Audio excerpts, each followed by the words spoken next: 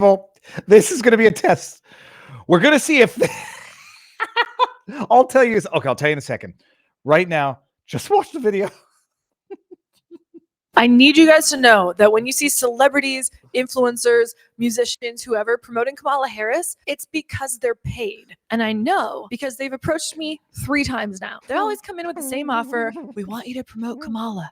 We want you to say these talking points. And then I see a celebrity like Chriselle from Selling Sunset with a copy paste of that exact email. And then she posts, vote, vote, looking like super hot in a picture. But nobody puts paid post underneath these. It's propaganda. I don't know how it's not considered illegal to do that when it's the election. When any other time, if we're not making it obvious that we're promoting something we're paid to promote, we could get in trouble. The last offer I got from Kamala Harris's team was $25,000, I believe, for just a couple stories on my Instagram. And I had some other really big offers, and I decided to not take any of them. With a few days left to the election, I just couldn't think to myself, we are this close to having a healthy America, to getting us out of this freaking pharmaceutical haze that we've been in, to get us like healthy food again, to get the pesticides off of our food. These are things we could fix in my lifetime. I couldn't do it. I couldn't do it. I couldn't take the money. It felt like blood money. I fuck with RFK Jr.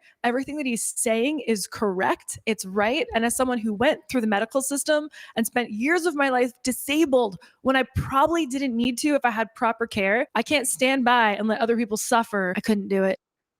I'm going to tell you one thing, people. This is what a pure soul I am. I didn't see her chest the first time I watched this. And then I'm looking at the comments. I'm like, what's everyone talking about? And then I go, and then I see what everyone's talking about. We're going to see if this gets flagged by YouTube. And I'm not trying to make fun. Like, she obviously wore that shirt on purpose. There's no problem with people dressing the way they want. I'm in a mall, and I'm like listening to what Nicole Arbour is saying about this. And then I see what people were commenting about. I did not share this video for that particular reason. I shared this video because I reached out after this because she's confirming what we all knew, that these celebrity hacks, these paid influencers, are being paid to push Kamala propaganda. I mean, we all know it. Kamala Harris is the most phony, insincere, manufactured, non-existent candidate in the history of politics, as far as at least in my life. So I'm listening to that, and it was just hilarious. I figured Nicole Arbour is set aside what everybody thinks of her. I know some people have their issues with her, and I don't really know enough of any history to know what anybody's talking about. She's confirming what we all know, that it's a manufactured mockingbird candidate, a Manchurian candidate with a mockingbird media, just manufacturing consent but for the media hype and these paid influencers to come out and say, I'm on Team Kamala. Krasensteins, the Sissons. I mean, the finest examples of masculinity, if that's where we're going with this. Who else? I tagged some dude. I don't even know who the hell he is. Some white dude telling women who to vote for. Ironically enough, exactly what the Democrats are saying Republicans are doing. But Nicole Arbour is confirming what we all knew, that it's paid influencers being paid by this Kamala Harris campaign to like her, because Kamala Harris has to pay people to like her. People pay to go see Donald Trump and Elon Musk. Kamala Harris has to pay people to like her and has to trick people into showing up to campaign events to show support. All right, people. Tonight, we're going to have an interesting show. First of all, I apologize for the confusion coming in. I didn't realize I set the stream up for 6:30. And then I see people saying, oh, what's up? It's starting at 6:30. And I thought they were talking daylight savings time because today's daylight savings time. My bad. And I realized I had to manually change the time in all 3 separate platforms, YouTube, Rumble, and vivabarneslaw.locals.com. And I probably should have made sure that before we get any further, we are live across all of the platforms. Viva Barnes Law Extravaganza Sunday night show. Let me hear the audio here. Audio's beautiful. We're live on Rumble. Are we live on vivabarneslaw.locals.com? We are, and we're live on CommieTube, where we will not be staying forever. For those of you who are new to the channel, there might be a number of people who are new because trying to fight the YouTube censorship algorithm. I mean, I love a challenge. It's obvious that there is suppression, that there are favorites, there are people who get inorganically promoted. I say this not out of jealousy. It's just the rules of the game. And I know that I'm playing by these rules and I can't complain. You just notice it. So there might be some new people here tonight because yesterday, deep breath, I put out a video talking about the murder of Peanut and Fred the raccoon. Peanut the squirrel and Fred the raccoon. And it did, it does well when things get into the algorithm on YouTube until they realize, oh, that's Viva Fry, and then we got to now kill the traffic on that and whatever. So there might be some new people here. For all new people in the house, we start on CommieTube, we start on Rumble, Twitter, and vivabarneslaw.locals.com. After a little bit, we're going to end on CommieTube and go over to Rumble and vivabarneslaw.locals.com. And then we have our vivabarneslaw.locals.com after party, where everyone is above average, a wonderful community. Tonight, we're talking election stuff. Can you believe it, people? I'm having not shortness of breaths, probably drinking too much caffeinated beverages and the ensuing anxiety. We're 48 hours now from when they start closing election booths. I think I don't know. I don't want to get arrested and convicted and sentenced. I don't know what time they close voting at the easternmost point. We are 48 hours from the evening where we find out what direction America is going to take. And I can't believe it. I just, it's 2 more sleeps, people. We were talking about this in our locals community. 2 more sleeps. And then we find out the trajectory of the future of these United States of America. So tonight, I'm going to talk about some interesting, law stuffs and the fun stuff. So I'm going to go through some fun videos in a second. But we're going to go through a lot of the amendments that are on the ballots in various states. Amendment 3 and 4 in Florida. There are abortion amendments on various ballots, various states. We're going to go through all of that. What did I start with tonight? I started with Nicole Arbor. It was either we start with something that will not upset many people's eyes, except for the prudish out there, and I say that without judgment, or we start with something that's going to make you want to vomit. So I figured we'd start with the good stuff, and then we're going to get to the stuff that's going to make you want to vomit. Have you all heard the latest gaffe by Joe Biden?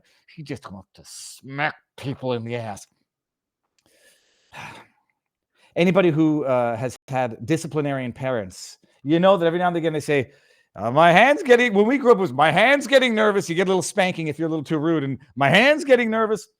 You do not get an old, demented fart like Joe Biden to say something like this unless it's something that he has said multiple times in his life. And I can envision Joe Biden as I sincerely, it's my personal opinion. I believe him to be a pervert. I believe his daughter's words when she says it. I can envision Joe Biden as an angry, abusive father saying, you say that one more time, I'm going to smack you in the ass. And if you have any doubts, just apply this. Mutatis mutandis. This is his latest gaffe. Talking about how he wants to smack Donald Trump in the ass, but look at his demented, satanic face as he says it. Micron invested $100 billion to build them. It's a kind of investment that won't just lift up labor. It's going to lift up everybody. It's going to grow the economy. They want to get rid of it. They want to get rid of it. They want to get rid of it. We heard you the first 2 times. Look, why? Cheaper labor overseas, man. Oh, yeah. Cheaper labor. There's one more thing Trump and his Republican friends want to do. Listen to this. They want another giant tax cut for the wealthy. Now, I know some of you guys are tempted to think it's macho guy. I'll tell you what, man. When I was in Scranton, we used to have a little trouble going down the plot once in a while. When I was in Scranton, we used to have a little trouble going down the plot once. I don't even know what that means, but I've also never been in a fight in my entire life. But I'm serious. Look at this. These are the kind of guys you like to smack in the ass. It's horrific. It's actually scary. And then the buffoons in the audience cheering this on, like this is like the idiots that cheered on Hillary Clinton when she referred to, they fit into what I call a basket of deplorables. You got your racists, bigots, misogynists, xenophobes, you name it. And then the crowd, not really understanding what this woman is doing to her campaign, cheers it on because it feels so good to say it and it feels so good to get the adulation of a In this case, violence supporting crowd of sycophants. Look at his ugly, ugly face. What is up with that? Anyhow, look at this. God, this is what you would see in Satan's lair. This is the face of a demon before it eats your soul. And why is his face drooping so much more on the right than on the left? A scowl. I try not to get consumed by, it's not hatred anymore. Now it's just disappointment in the world, disappointment with the political elite. But listen to, you're gonna smack him. And you know that he has said this to his children multiple times in his life. And he's probably done it if we listen to the words of Ashley Biden in her diary. Plot once in a while. But I'm serious. These are the kind of guys you like to smack in the ass. I mean, I think he meant smack in the face and kick in the ass, unless he's into smacking the asses of other dudes. Nothing wrong with that if that's what you're into. But this is like, you do that again, I'm going to smack your ass. This is an abusive, demented old man who's letting his colors shine right now, much to the joy of the joyous Kamala Harris campaign. This dog, man. This dog.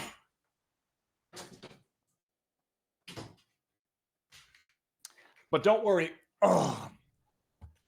We're not done yet. But latest gaff. I mean, they are going to retire this man from the campaign. Well, I mean, the campaign's over in 2 days anyhow. But I've predicted that this guy's he's resigning. He's not finishing his term because this is just a liability for America. Can you imagine Putin looking at this ugly, demented face, this senile buffoon, and understanding that, admittedly, there's some sort of deeper administration that's allowing America to continue to exist. It's a captainless ship that is obviously being steered by a military-industrial complex, a deep state uniparty, whatever you want to call it. Laughing stock of the world. America has become the laughing stock of the world under this regime. Smack him in the eye. Disgusting, disgusting, terrible. Terrible, terrible, terrible. But don't worry, we got more also, by the way. Speaking of people, they don't think about what they're saying. They don't hear the words in their own mind before they say them. Sometimes I flub and sometimes I say things, they don't come up properly, and then I catch them and I correct them. It's either a blessing or a curse. I hear the words in my head before they come out of my mouth. It's not a blessing or a curse that the likes of nanny banger Doug Emhoff suffer from. Kamala did what Kamala always does. She just put her head down and she went to work. Kamala did what Kamala always does. She just put her head down and she went to work. Oh, yeah. Kamala did what Kamala always does. She just put her head down and she went to work. I mean, that is so gloriously bad. That is courtesy of Libs of TikTok. It's fantastic. But look, it's not all fun and games, people. We're going to get to some other more irritating stuff in a second. Remember we once talked about Monica Lewinsky on the channel? I don't remember when it was, and I don't actually remember the exact context. But there were people floating around the idea that Monica Lewinsky was never actually sexually exploited by Bill Clinton, because I was inclined to believe, and I do believe that, I believed her story. I believe that any president of these United States of America that is engaging in sexual activity as a married man in the Oval Office with an intern who is in her 20s, if that, is engaging in some sort of abuse of power, and it's immoral, and I suspect it might be illegal in certain jurisdictions. Then some people in the chat were saying, Viva, Monica Lewinsky is a Mossad plot blackmail type thing, and she was sent in to get blackmail material on Bill Clinton. And I never really, I don't laugh it off as a possibility, just never put much stock into that theory. That stock just went up quite a bit for those of you who don't know. Monica Lewinsky tweeted this out. You've got the power. I voted. Let me see something here. Can we see it? You vote. No, yo vote. Yo vote. Whatever. She voted. Okay, good for her. Who'd she vote for? Close this. Please vote. Red, white, and blue heart emojis. So cute. Preferably like I did for Harris Walls. I made a joke. I was like, hey, Monica, in my reply said, congratulations on your big decision. We should crack out a cigar to celebrate your insanely idiotic decision. Bada bing, bada boom. Too soon? Too soon, Monica? Oh, I'm sorry. You might have forgotten. Now I'm inclined to think that she was, in fact, not telling the entire truth about having been sexually abused by Bill Clinton and then having been destroyed by Hillary Clinton and the Democrat Party. I'm starting to think that she actually might have been a willing player in this, potentially for blackmail purposes, for foreign intelligence to, I don't know, extort foreign policy from current sitting, or in Bill's case, laying back presidents. Can you imagine Monica Lewinsky, who came out during the hashtag Me Too, because I guess she wanted some of that sympathy action. It says, Me Too. I was sexually abused and I was exploited by Bill Clinton. Then I was brushed under the rug and had my life destroyed by Hillary Clinton and the Democrat Party. But I'm going to go ahead and vote for them now. Monica Lewinsky is going to vote for, or has announced that she's voting for, the tyrant that is Tim Walz, the nanny banger, Doug Emhoff. She's not technically not an infidel. She's not the adulterer. She is the paramour. Kamala Harris, a paramour who had a relationship with a married man 40 years her senior to further her career, who is now being endorsed by the other nanny banger, Arnold Schwarzenegger. This woman is now supporting that party that is basically the party of immorality and degeneracy, who tried to ruin her life, but I guess she forgot. Unless it never actually happened the way she said it did, and she wasn't a hashtag Me Too, and it was part of some intelligence operation. But there you have your irony of the day. Alleged Me Too victim, Monica Lewinsky, voting for the party of degeneracy that abused her, exploited her, and allegedly, tried to destroy her life. We'll get to some more in a bit here. So let me get to some chats here. I'm Not Your Buddy Guy says, it's unnerving to know that the fate of the planet will be determined in a couple of days to potentially a few weeks. Shenanigans are underway, and I genuinely worry the worst may happen, but I'll pray good wins. Do not be blackpilled. I'm convinced there's two theories to what's going on in the markets. And I shared it on our Viva Locals.com community. The markets have swayed wildly for no good reason, except that every election you can have whomever, quite clearly. You could have John Fetterman as the candidate for the Democrats, and it would still be 50-50. I made the joke. You could run a non-existent candidate. You could run an animal. And just so long as you never show the picture of the animal so that Democrats don't know they're voting for an animal, Peanut. Vote for Peanut. Trust me, he's a great guy, Peanut. He's smart, good looking. Just he doesn't like cameras very much, so you're never going to see a picture of him. He's only going to participate in audio calls on Twitter Spaces. He won't do any debates. Peanut. Vote for Peanut. They'd vote for Peanut if they didn't know that Peanut was an animal, and I still think that a great many Democrats would vote for Peanut even if they knew he was an animal. You could put John Fetterman in that candidacy, in that position for the Democrats. It would still be 50-50. So what might be happening now? Everybody knows it's 50-50, and those who made their money by buying in on Trump when he was at 43 cents sold him at 60, and now the markets are stabilizing. Flip side, this might be some sort of, what do they call it? AstroTurfing, so that if and when there's the big steal, whatever, which I do not believe is going to happen, but flood the swamp, as Ashley, who said it on Cripe? Ashley St. Clair. Flood the swamp so that it can't be, but they're going to AstroTurf now, so they say like, oh, Kamala won. How could this have happened? Well, 2 days before the election, she was actually the favorite in the betting market. She made a surprising comeback after her Saturday Night Live appearance, so nothing to complain about. And then the flip side is it might be a good thing. Let the Democrats think this is in the bag and show up and vote on the 30th. We're going to get to, we'll get to Fetterman right now. Speaking of Fetterman being an absolute, the thing is this, dude, I'm starting to think Fetterman was always a little off even before his stroke. But you understand why Kamala Harris could never have gone on Joe Rogan. This is not an adversarial confrontation right here whatsoever, but it is revelatory because these are concerns that Joe Rogan has had for a very long time. Let in a bunch of illegal immigrants, ship them to swing states, swing counties and swing states, expedite them through the citizenship process, grant them TPS and then grant them amnesty and then make them voting citizens. And you've turned swing states into blue states and you've turned America into a one-party country for the rest of the future until it turns into a Venezuela. So he's asking John Fetterman a very simple question about the immigration policy and the illegal immigration policy. Is it by design or is it by accident? And listen to this exchange. But didn't that deal also involve amnesty? And didn't that deal also involve a significant number of illegal aliens being allowed into the country every year? I think it was 2 million people. So it's still the same sort of situation, and their fear is exactly what I talked about, that these people will be moved to swing states, and that will be used to essentially rig those states and turn them blue forever. Well, I'm not really sure if that's what's in play. I think it's really like it's important that we have to have an honest conversation. But doesn't that seem logical, though? If you have a significant number of people that are being moved into swing states that have come across the border illegally, and then you've provided them with all these services, you provided them with food stamps, EBT, you've provided them with housing. You could, if you gave those people amnesty and allowed those people to vote, and it was very organized, you're talking about 75,000 votes over a few counties that switched everything over to the Republicans. Pause it right here. Joe's face right now. This is a man who, he's a very polite man and a great interviewer. He knows that he's talking to a man who's full of shit.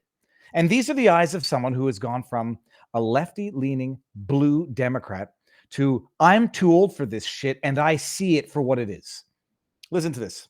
You could see how you import 10 million people over the course of 4 years. At least. Illegally, and then move a significant number of them to swing states. Confirmed. And then provide them with all these services and then give them a path to citizenship. You could essentially rig those states. Undeniably, immigration is changing our nation. I mean, I haven't spent a lot of time in Texas, but it's very clear that immigration has remade Texas. Give them a path to citizenship. You could essentially rig those states. Undeniably, immigration is changing our nation. Undeniably, immigration is changing our nation. Yeah, the answer to that is yes. And John Fetterman, I make the life insurance joke, or John Fetterman is not suicidal. You know why Kamala Harris could never have gone on Joe Rogan, and that her counter was actually just a refusal in disguise. All right, while Barnes gets in here, because I see him in the backdrop. Oh, we're still pinned there. Sweaty Zeus, thank you very much for the donation. We got Charles Greiner, who says, if I can see this, down here in Georgia, there's a notice in the polls that only selected names can be written in, otherwise the vote will not be counted. Is that constitutional? I'll pick Barnes's big brain on that one. And Barnes, while you do that, hold on one second. Let me just see if I don't miss any on CommuTube, because they don't come up all the time here. There's a red one. There's a red super chat. It's $100 from Beavis Wallace. Beavis Wallace in the house. Another election watching Viva for my election news. We're live, by the way, Tuesday night, so stay tuned. Thank you, my Canadian buddy. I've been watching you and Barnes from the beginning. Hope you remember me from your earliest. Beavis, I absolutely remember your name. And 1,000%. It's a $100 super chat. Thank you very much. But the most efficient way to support us is at vivabarneslaw.locals.com. Robert, are you pooping your pants because of what you see happening in the markets? Oh, no, not at all. But I was sick all day Saturday, so I was out. I was got one of those 24-hour sickness that was just dunked me out. Couldn't move really. Oh boy. I won't ask for details. Let me just ask the locals chat if the audio is. I think you might be low. Is audio good? I don't know if let me see. Let me just see what chat says about audio. Is audio good? Got someone with a picture of. Oh, I see. Okay, we got someone with Barnes is low. Robert, are you able to up your volume a little bit? I don't know. What about now? No. Bring it as close as you can. It's substantially lower than prior episodes. That's odd. I don't know why, because it's closer to me than normal. And let me see if I can't. What I'll do is maybe I'll lower my. See, this is why studio needs to be able to tinker with these things. I'll talk lower, and maybe talk louder, Barnes. So, okay, we'll get into it. Oh, he's out. I scared him away. He's back. I was just double checking that it was the right. Yeah, everything's on the right system. Okay, well, it's a little low. I'll maybe see, and I have no way. And on your modulator thing, there's no volume on your cloud lifter. Is that what they're called? Not that I know of. Okay, forget it. Let me see here. Hold on a second. Okay, whatever. We'll deal with it. I'll just move my mic away, and then everyone's going to jack up their audio. Robert, so what do you think is happening with the markets? Oh, you mean the political betting markets? Yeah. Yeah. So I was on with Bill Krakenberger, one of the great class acts of sports gambling. One of the famous sports bettor. He was featured in a Showtime series years ago. They had this guy that likes to sell his picks, who's kind of known as a questionable tout, as they're called in the business. Another friend of mine, Kelly in Vegas, who was a young and up and coming sports pick handicapper at the time. We had her on a couple of years ago now. And I'll see if Bill will hop on to do a show at some point. Maybe before the Super Bowl would be a cool time period to do one. But grew up a blue collar kid from Jersey. Doing sports betting the time he was a kid. One of the most successful sports gamblers in the world. He has an app that he gives out his picks at, Crack Wins app. It's one of the few subscription services I've ever used because of how good he is. He moves markets with the moment he drops a pick, especially on college basketball totals. So I was on his show this weekend. He does a nice little show it's mostly meant for public benefit, give people insights and information into the gambling world, into the casino world, into the sports betting world. So it's more of an informational service than a promotional service. I don't think he ever even talks about his incredibly successful app at all.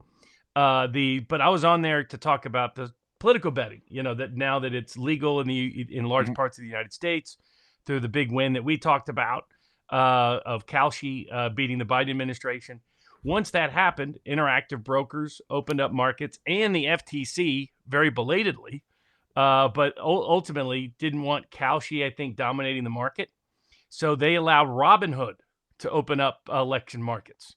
So you can easily, legally, cleanly bet without any risk in Kalshi, in interactive brokers, and at Robinhood in the U.S. Now, a lot of U.S. customers, there's still a lot of U.S. customers through crypto on Polymarket.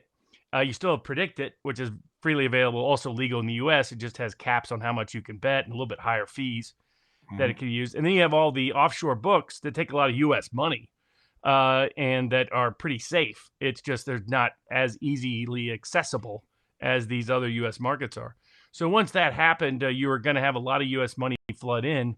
The people most eager to bet out of the gate were Trump bettors, who had been sort of held back by all of the accessibility issues with getting into Polymarket, getting into these other markets. And the reason why Polymarket had moved heavily towards Trump is there's some big bettors betting huge sums they're completely apolitical on Trump. There's one guy they're obsessed with, this famous French trader who's got about $30 million bet on Trump. 30 million. 30 million. So you got some big markets like that. The big bettors can really move it if they want to move it.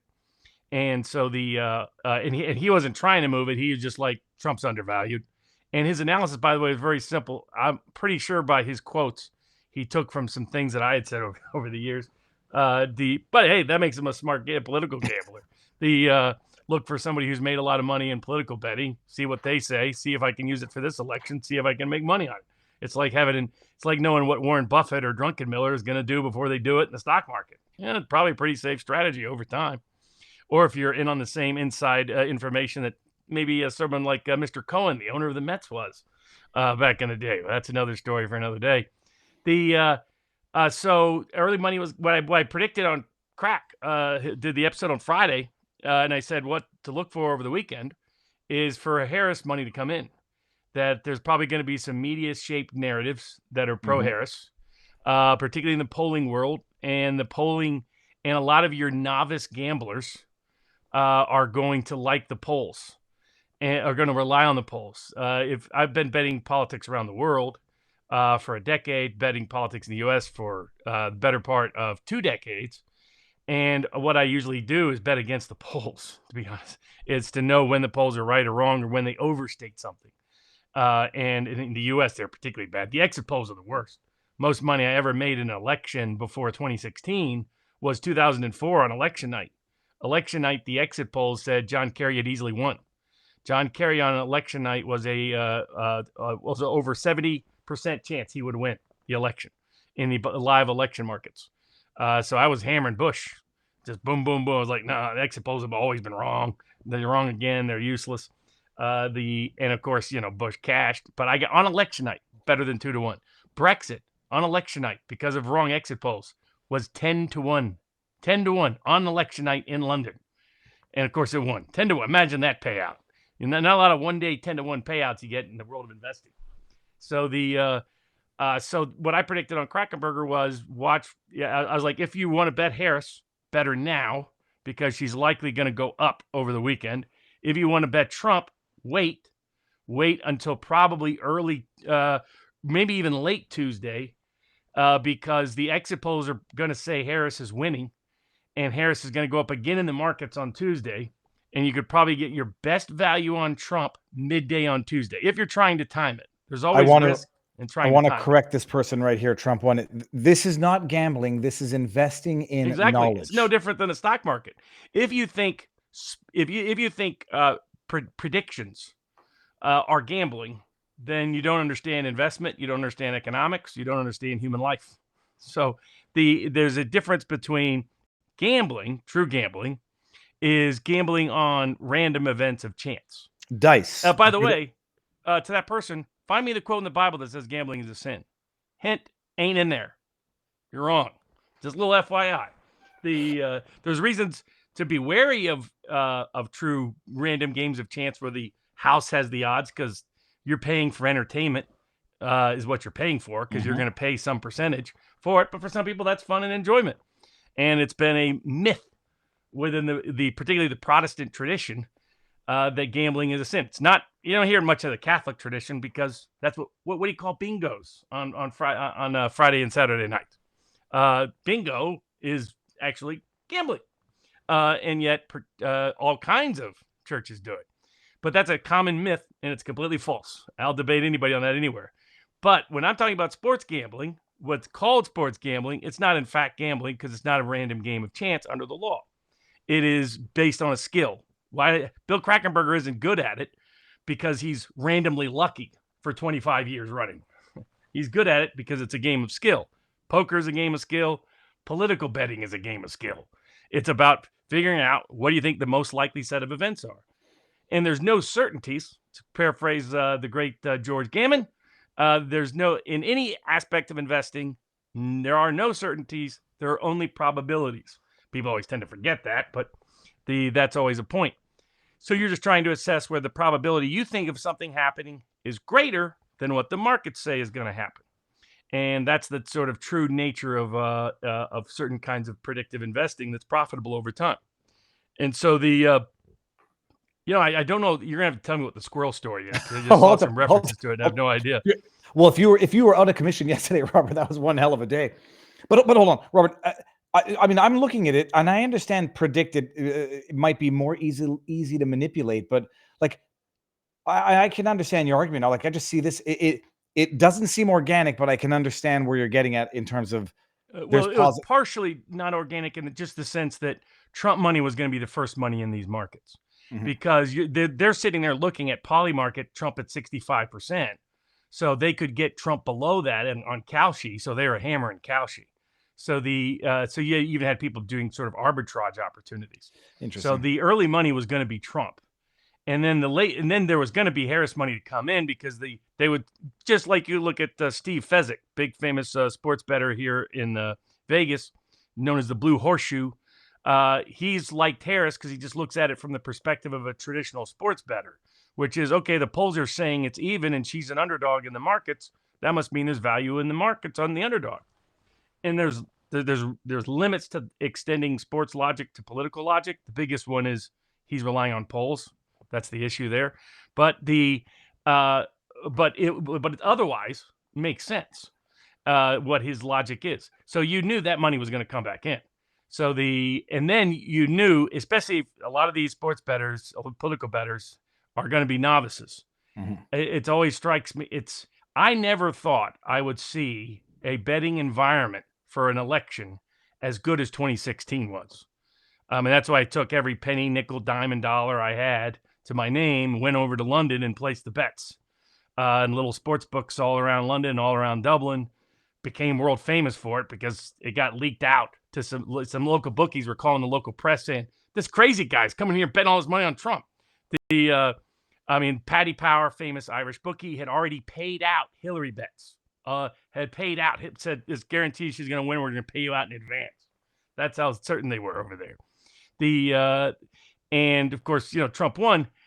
2024 is shaping up even better from a betting election environment than 2016 in many respects. Not in all respects, because Trump said even money rather than a 2-1, 3-1 underdog like he was in 2016. In 2016, he was an 8-1 underdog in Wisconsin. You know, the odds I could get over there were just crazy. But these odds are striking. Because of the people believing that the polls, and I'll be on tomorrow at 2 p.m. Eastern time with What Are the Odds with Richard Barris, People's Pundit Daily, most accurate pollster going for a decade now. He already has his final national poll ready. It might show something different than some of what the media wants to say, but there's actually a range of data that all points in the exact same direction. And you could start with just Gallup's data, and you say, if Gallup is right, then I should see this in the national polling. I should see this in the battleground polling. I should see this in the voter registration data. I should see this in the early voting results. And guess what? It all aligns literally perfectly. And as you'd see, this point movement is what you would expect. And you get exactly that between polls to polls, the same polls to cycle, same in the states, same on the red voter registration, same on the early voting data. So unless all the fundamentals are wrong, Gallup's wrong for the first time and forever in terms of this level of disparity. Unless all these underlying metrics, voter registration, early voting data is wrong, the election is not going to go the way a lot of the Harris bettors are coming in. The memes are so damn good. I'll tell you what happened with the squirrel in a second. Okay, well that's good enough. I mean, look, I don't care. I would, I got Trump at 43 cents unpredicted, and you could sell and try to intertrade, but that's it. I'm at Sports Picks. I gave him out when he was at 40. Said that it would be unlikely he would dip below 50 before Election Day. I think that's probably still the case. There's a possibility he dips below 50 on Election Day because of the exit polls. Will probably show Harris +3, Harris +5, something like that. The exit polls people think exit polls are right. When they don't realize is the exit polls go back and change the exit polls. So to match the election results. They don't realize the exit polls actually never match the election results while they're being done. Well, actually, on predicted today, Trump was below 50. He was at 47, I think, for a brief time. Predicted will be where you can get him the cheapest. Highly unlikely in poly market because there's some big money behind Trump there. On Kalshi, maybe he'll get below 50. Not likely. Robinhood maybe a little more likely. Interactive Brokers unlikely. Here's the other thing to know: the most sophisticated Wall Street traders who only look at predicting elections for the purposes of investment traditions, and a lot of them whom, by the way, personally hate Trump, are pretty much universally predicting an easy Trump win. So that's what people who really look at data, that's what they're saying. But the betting markets, you're going to get some real opportunities over this weekend. But if you want Harris, better now. She might go up more. She's more likely to go up in the markets than down in the markets between now and Tuesday afternoon. And if you want Trump, you could probably wait till Tuesday afternoon and get the best value. Florida Dad over on CommieTube says, I just lost it. Hold on one second, because these are not going to be up forever. I bought 3,000 shares of DJT when Kamala was predicted to win. Exact same principle. I just don't know how to do Barnes markets via 401k. LOL. Florida Dad, good to see you again. All right. Well, we're going to get into the election stuff because some people are saying, jokingly, does this factor in cheating? I was trying to figure out if Mark should come on tonight or tomorrow, but I'm going to get Mark Robert is going to come on tomorrow to talk about what we talked about last night, his theory about what they should do in Philadelphia as far as reporting results coming into the election night. But before we get into the election stuff, which we'll do exclusively on Rumble, you didn't hear about the squirrel yet, or you don't know the full details? Okay. No, nothing about the squirrel. How many people watching don't yet know the details? Because I put out 2 videos now, today and yesterday. Robert, it'll make you want to vomit. Like, this is how John Wick is born, but I don't want to make certain jokes and think, have people think I'm promoting violence. This is the type of thing that can make people snap, and this is how people become the killdozer guy. It's a couple, a guy named Mark Longo and Danny Longo, husband and wife, living in New York, and they saw a squirrel get run over by a car, something along those lines, like 7 years ago. The orphaned baby they took in and decided they couldn't release the orphaned baby because it's past the point of being able to live on its own, and so they kept it. Called it Peanut, P-N-U-T. They also had a raccoon that was a rescue for whatever the reason. And then they eventually, they made an Instagram page for this cute squirrel, a big fat black eastern squirrel. Instagram page had over 1 million followers. Apparently they were being accused of exploitation of an animal, exploitation for profit. I don't know how it works. They had haters online.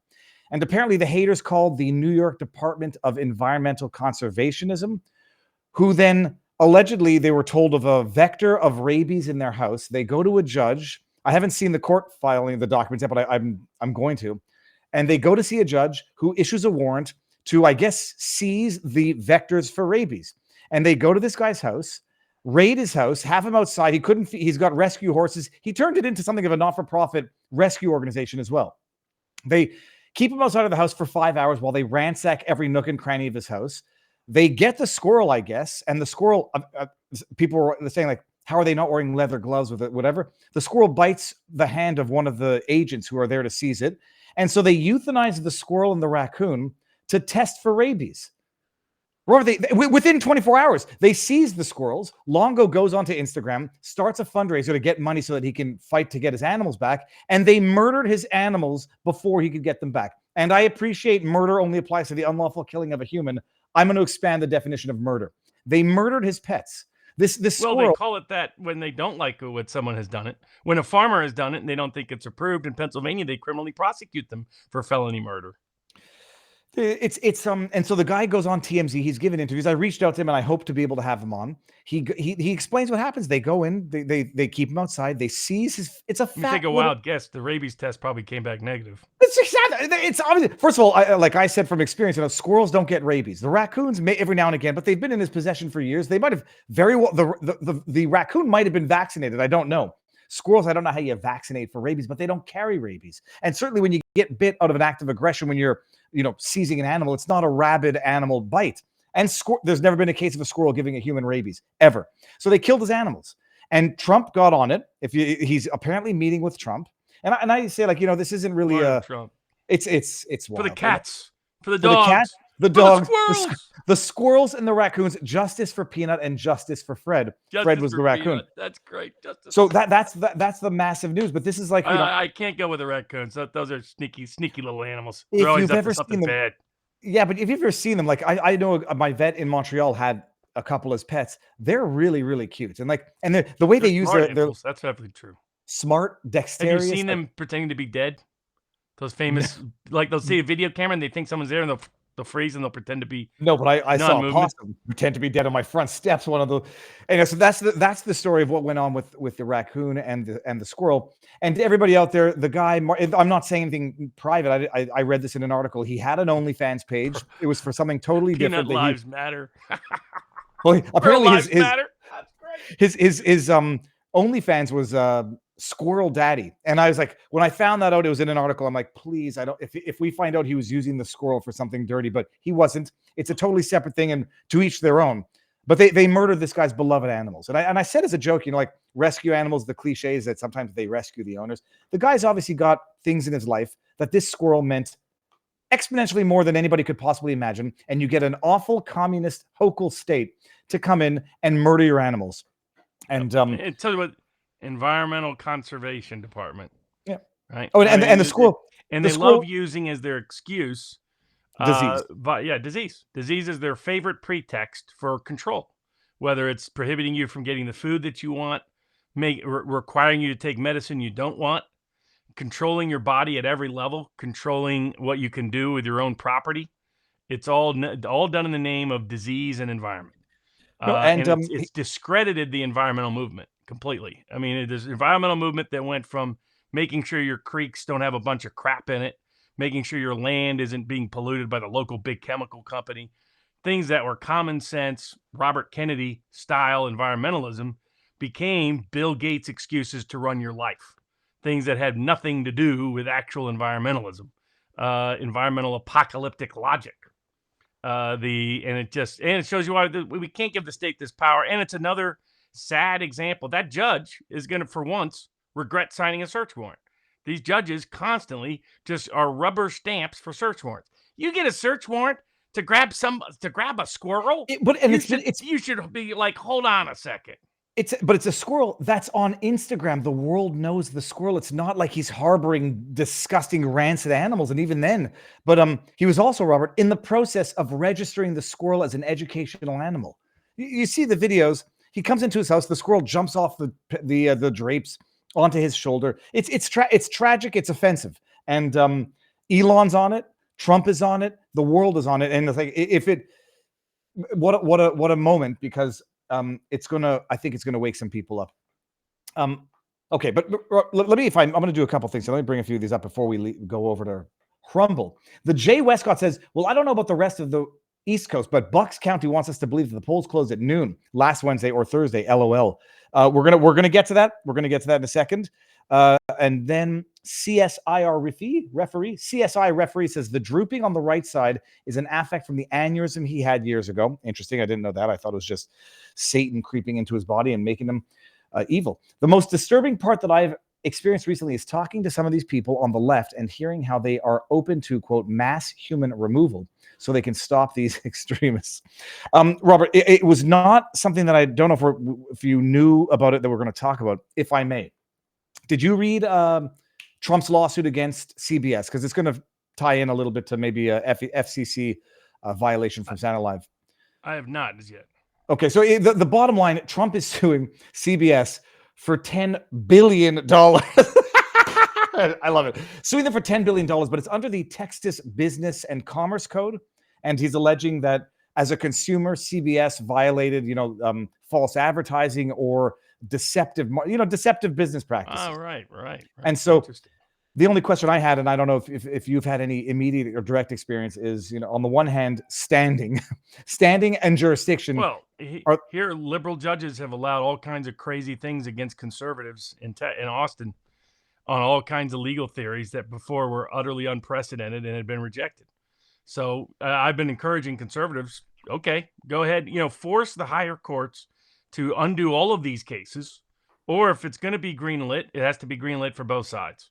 And then liberals are going to pay a higher price than conservatives over time because they can sue in a range of different courts. They can sue in federal court. They can sue in other courts, smaller county courts that are 80-90% Republican juries. So that there has to be a payback to this weaponized lawfare by the left in places like Austin, Texas. And in terms of FCC jurisdiction, because what I can imagine they will say is this is FCC exclusive jurisdiction. It's not like a false advertisement on a commercial. That wouldn't be federal preemption, no. Okay. And then the last question I had was $10 billion. I don't know how they got to the quantum. Did you hear about the Saturday Night Live skit issue controversy last night? Yeah, I mean, they basically just did a promo ad for Kamala Harris, which right on the eve of the election, which they know from prior issues with Saturday Night Live they cannot do. They've been caught before just extending an invite to one candidate over the other on the eve of an election, and they were scolded and told no, they can't do that legally. NBC, so they didn't care and they repeated it, which by the way tells you they don't believe a lot of the polling and other data. They think Harris is in trouble. They're willing to do a repeat violation on the eve of an election. And what all these networks are proving is there has to be consequences for the networks. These networks have become overt, open propagandists to a ridiculous degree. There had always been bias, but now the bias is 90-10. It's just absurd. You'll hear 1,000 stories about a comedian telling a joke about Puerto Rico. That is actually a popular joke within Puerto Rico due to its landfill issues. And you'll hear 0 stories about the president of the United States calling half of the country garbage. By the same, I'm sorry, they don't deserve free airwaves anymore. That should be taken away from them entirely. And they are engaged in systemic election interference. And the Democrats have set the platform for this. They've called a lot of certain kinds of media advocacy election interference. They called it for that when they were going after foreign governments for it. Okay, now CBS, ABC, NBC need to all be put in the dock. These networks that have become open, overt propagandists for one particular party who are engaged in billions and billions of dollars of free political advertising for one political party need to either be shut down need to have their licenses taken away, need to have to pay for the airwaves they've been getting freely all these years, all these decades. There needs to be consequence. Otherwise, you can't sustain a country or a constitutional republic with three mainstream media networks overtly propagandizing on behalf of one party over the other and violating known rules and known precedents on the eve of an election just to try to shape its outcome. I mean, enough is enough at some point, just as with Google, shaping with its algorithm $1 billion worth of media marketing, as Robert Epstein has documented repeatedly. There has to be consequences for this. Otherwise, that there'll be no fixing it. There'll be, we have a media network worse than the Soviet propaganda network, because at least in the Soviet Union, they knew it was propaganda. Many Americans don't know still that it's propaganda, more than ever do, but not most. And that's a problem.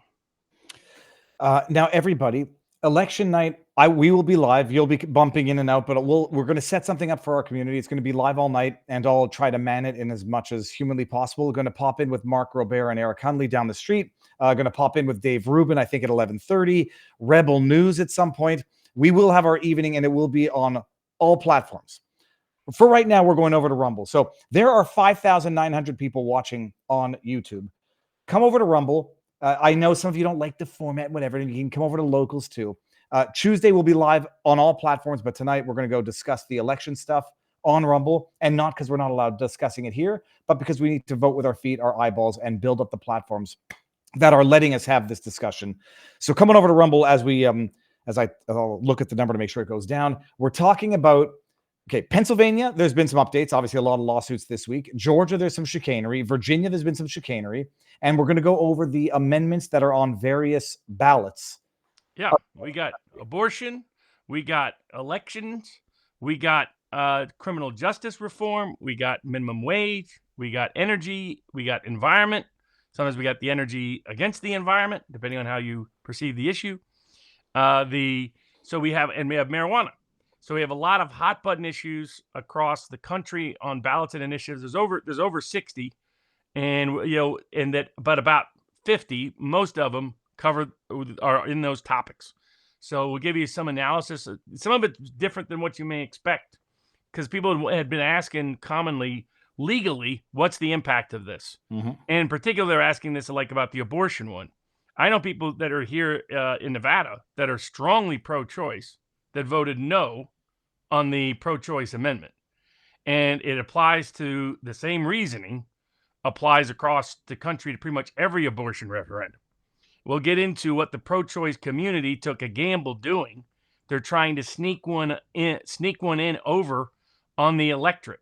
Something that looks to represent the majority viewpoint, in fact, represents the minority viewpoint by just one little verbiage change in the law. So we'll be covering some of those and more as we go on tonight. And now everyone who's leaving YouTube, before you go, make sure that you have subscribed and turned on notifications, because I know that a lot of people say, I've been auto-subscribed and my notifications turned off. So leaving YouTube and Twitter as well, going over to the free speech platform Rumble, and you can come over to vivabarneslaw.locals.com, making the transfer now. And I noticed the number is now under 5,000 and we're doing good. Leave, come over, Rumble, boom. Robert, okay. Let's start with the stuff that I am more intimately familiar with. There were a bunch of issues. And in fact, I should have read the super chat over on YouTube. It was from JFM or JAEUFM. What shenanigans should we look for on the 5th? Before we get into that, the shenanigans that we saw throughout last week. I mean, it's an amazing thing that I talked about it last week, that when you have a free Twitter and you have a free Rumble, and the top 3 podcasts, live streams on Rumble, are on Rumble. Top 3 podcasts in the world on Wednesday. Steve Bannon, Steven Crowder, and Dan Bongino. We're not dealing with the same tools that we were dealing with in terms of limitations in 2020. In real time, people are recording chicanery in Pennsylvania. Early voting, you have a cop shutting down the line 3 hours early saying, it's long and tedious and go home, early voting's over. They take that video, it goes viral on Twitter. People talk about it on Rumble. Jack Poso and others lawyer up. They go to court, and a court says, no, you violated election laws, and you have to extend early voting until Friday. How familiar are you with the proceedings? And what law, what election law is it exactly that's violated when they cut early voting short? Well, when you establish the rules that say here's when you can come and vote, and as long as you're in line, you should be able to vote. Then you can't just change those rules when they get there. So it's basically a deprivation of the right to vote because you told them they could vote in this way, and then you took it away from them after the fact. So once you've announced that, that's when you're locked in, and that they couldn't just unilaterally change it. And then you had these like fake Democratic voting judges running around trying to do other shenanigans. What was up with that? I heard people were impersonating election officials, but I didn't. Effectively what they were doing. They were acting like they were election officials. They didn't technically impersonate them, but they presented them in such a way that if you were an ordinary person, you would think they were one. Mm-hmm. So there was that kind of scam. Then the other scam was a major Arizona Democratic vote harvester is active in Pennsylvania, is doing what I said happened throughout 2020. And that all the media and other types said, no, nothing like that happened. And what it is I said that if you dug into the polls and dug into the results, what you would find is unusual turnout patterns because mail-in voting made it so easy to do, mass mail-in voting especially, at nursing homes, at apartment complexes, at people who changed residences, things like this. Well, it turned out in Pennsylvania, in 2 separate counties, someone had tried to register a bunch of voters that weren't in those counties and were trying to get absentee mail-in votes in those counties. Right? So they just got caught doing it. Now, people might ask, why would Democratic Governor Shapiro allow those people to get caught? Maybe it's because future Democratic presidential candidate Shapiro doesn't really want Kamala Harris to win, but wants to look like he fought so hard for the Democratic Party he was willing to even cheat for it. But by golly, they just somehow caught it, kind of thing.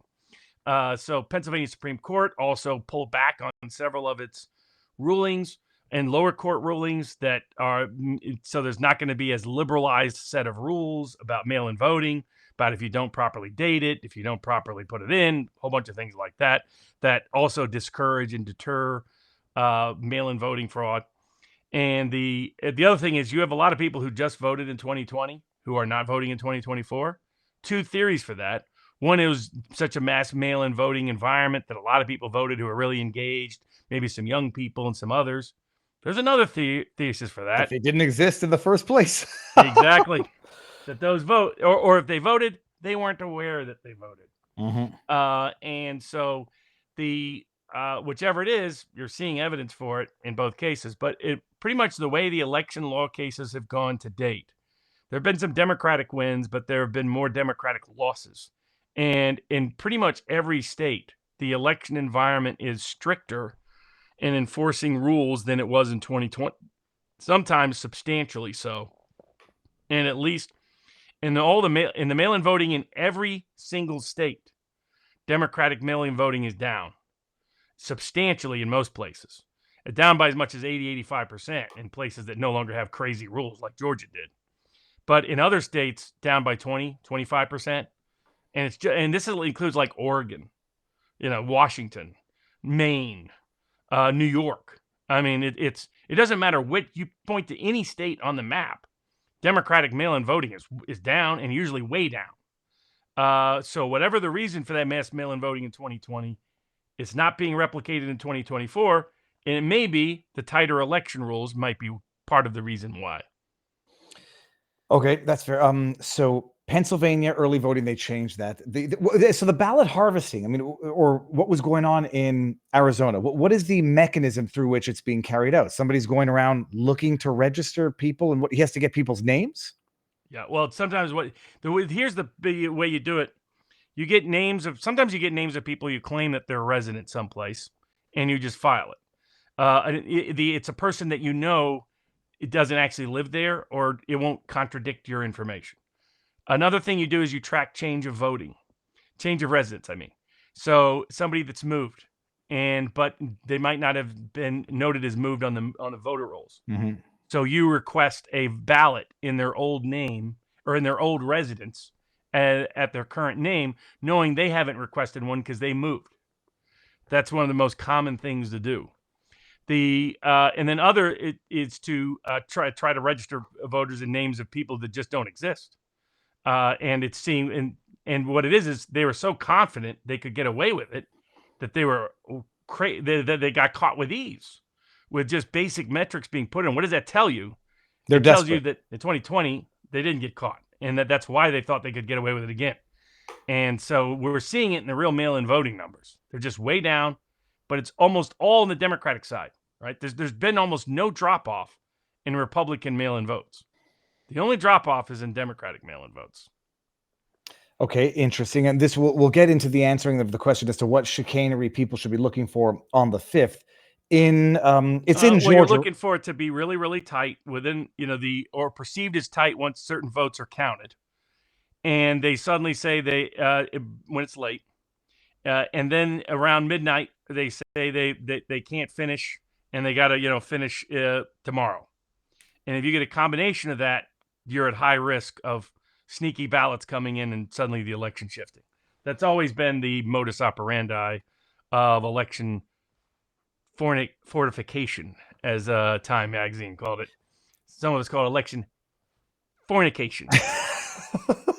I don't want to sell Mark's idea. Mark and I were talking last night. Mark Robert, America's Untold Stories with Eric Hunley, where he was saying the way that they can, know how many ballots they need to make up is when these Republican precincts start reporting their numbers. And his theory, which we're going to flesh out, oldest scams of the book. Used to do in Florida all the time. Broward County would hold out their votes until DeSantis cracked down and stopped them from doing those shenanigans. And so the thought process is some of the suburban counties in Philadelphia and Allegheny will, hold back their vote count until they know what the vote count is elsewhere, and then just sort of pad the ballots. The way they do it these days is mail-in voting allows them to not have to be county dependent. So they just have the mail-in vote be sitting back and waiting to be counted. Count the election day vote, and then they know what they need to pad with mail-in votes. So that's what's kind of changed that dynamic. It's no longer as county dependent as it used to be, but it's a similar style shenanigan. But if the counties then say, like Mark's theory is that don't report your numbers so they don't know how many they need in order to pad, and then wait for, say, the big cities to come in so that their maneuverability to find the ballots or find the votes is mitigated by the counties holding out so they don't know the exact number they need to pad. Does that make sense?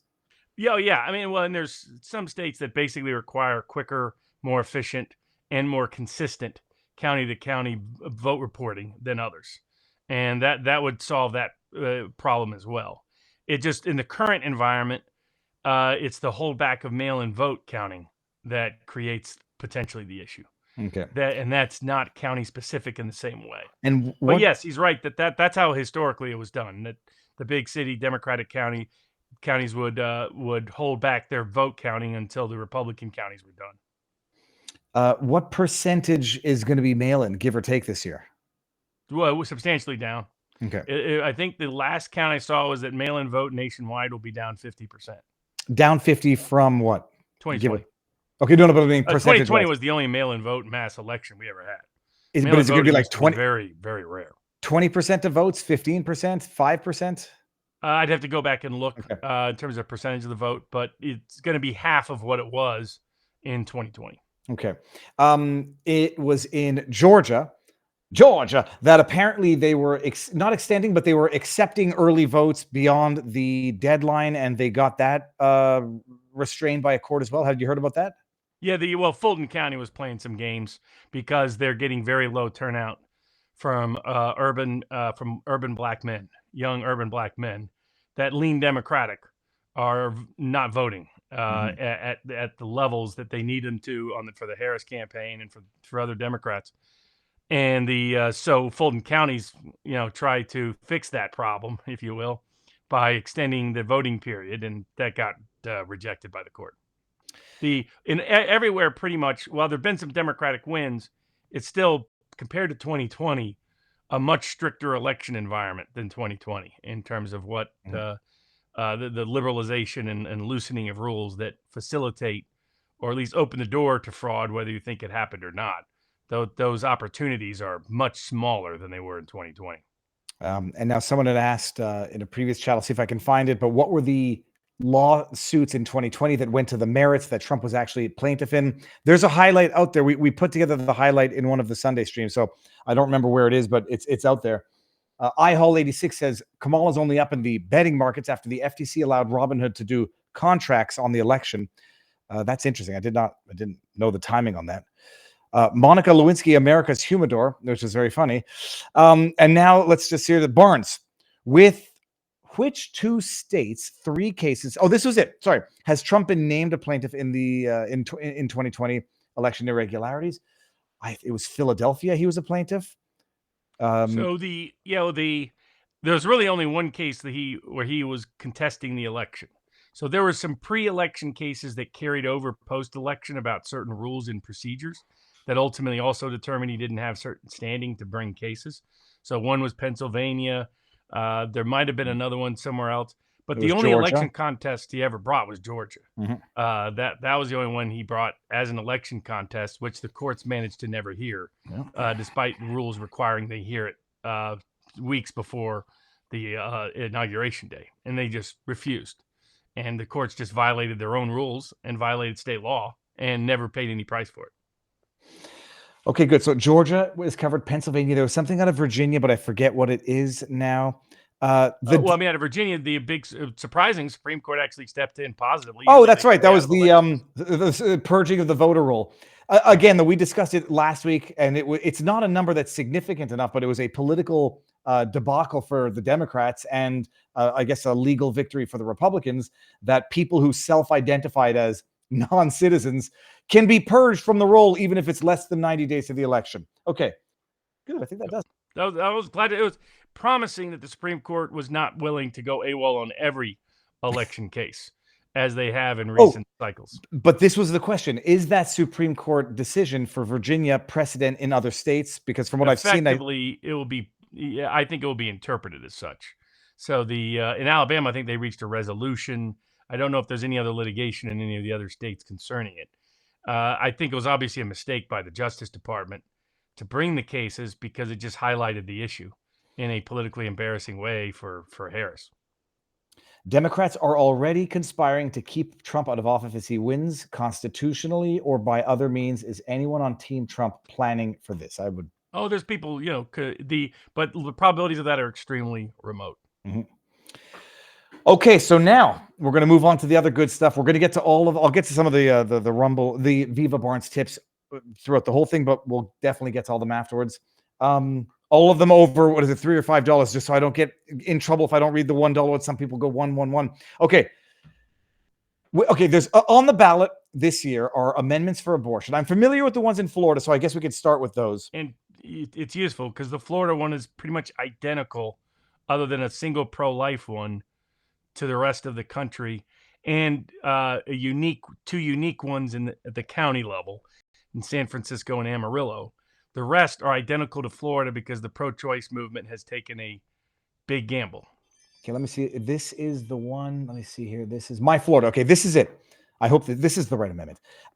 This is Amendment 3 is marijuana, 4 is abortion. Ballot title, an amendment to limit government interference with abortion. Ballot summary, no law shall prohibit, penalize, delay, or restrict abortion before viability or when necessary to protect the patient's health, as determined by the patient's healthcare provider.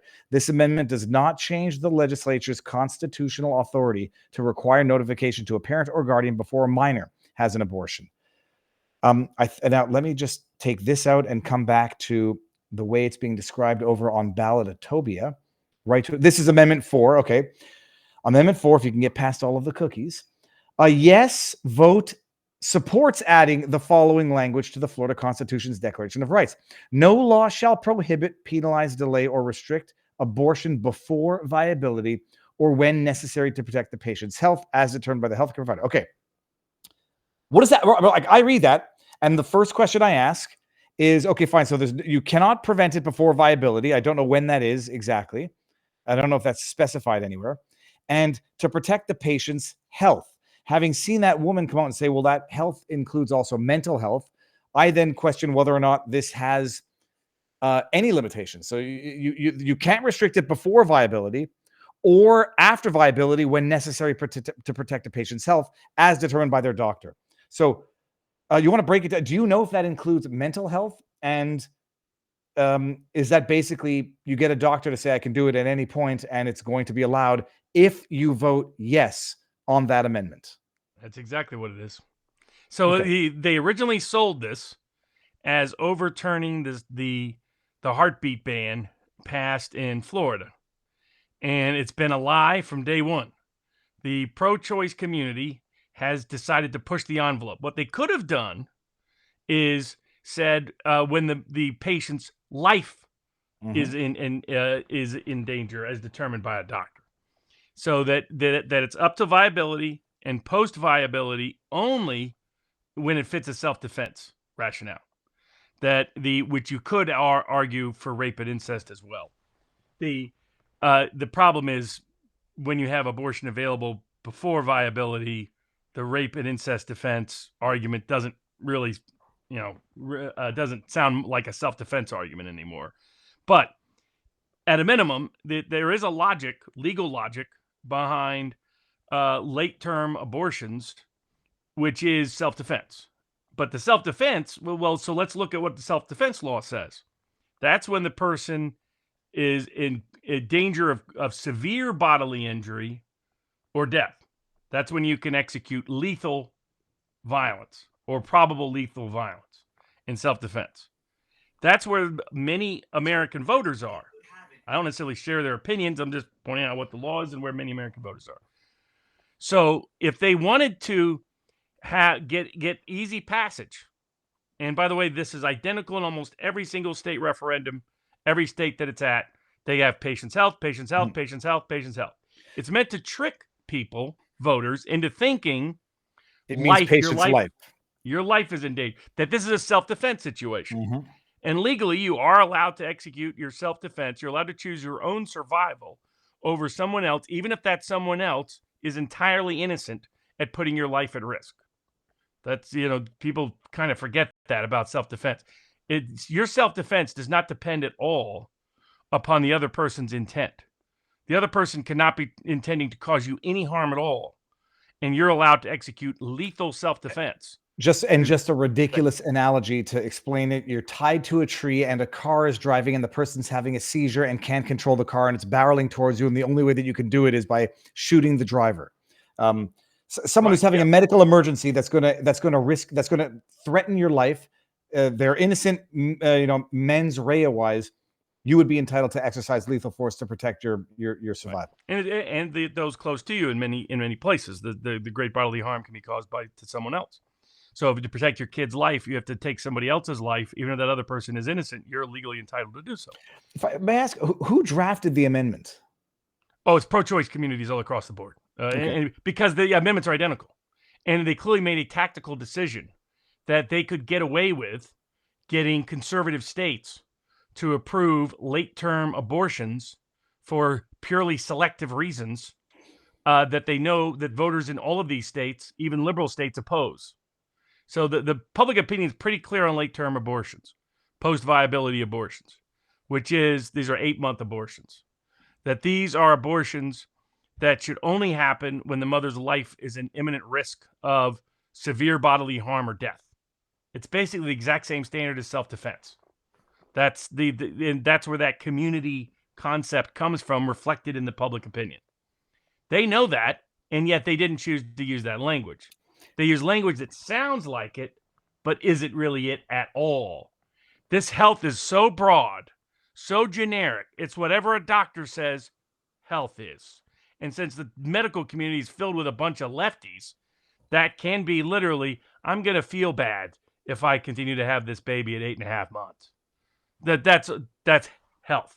This is a great, every one of these so-called pro-choice referendums is allowing them to kill a baby one day up to birth if they just feel like it because a doctor says it concerns their mental health.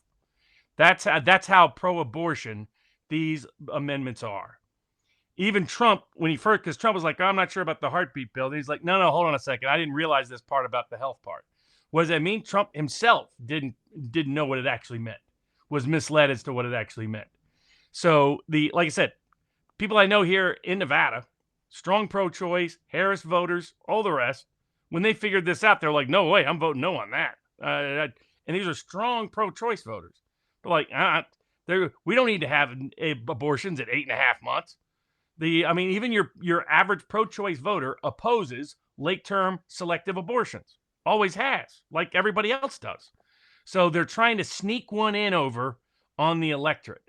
And I hope enough of the electorate rejects their effort to do so. Well, let me help. By the way, it's the same, for those wondering, it's the same in Colorado. Hospitals. Oops, sorry.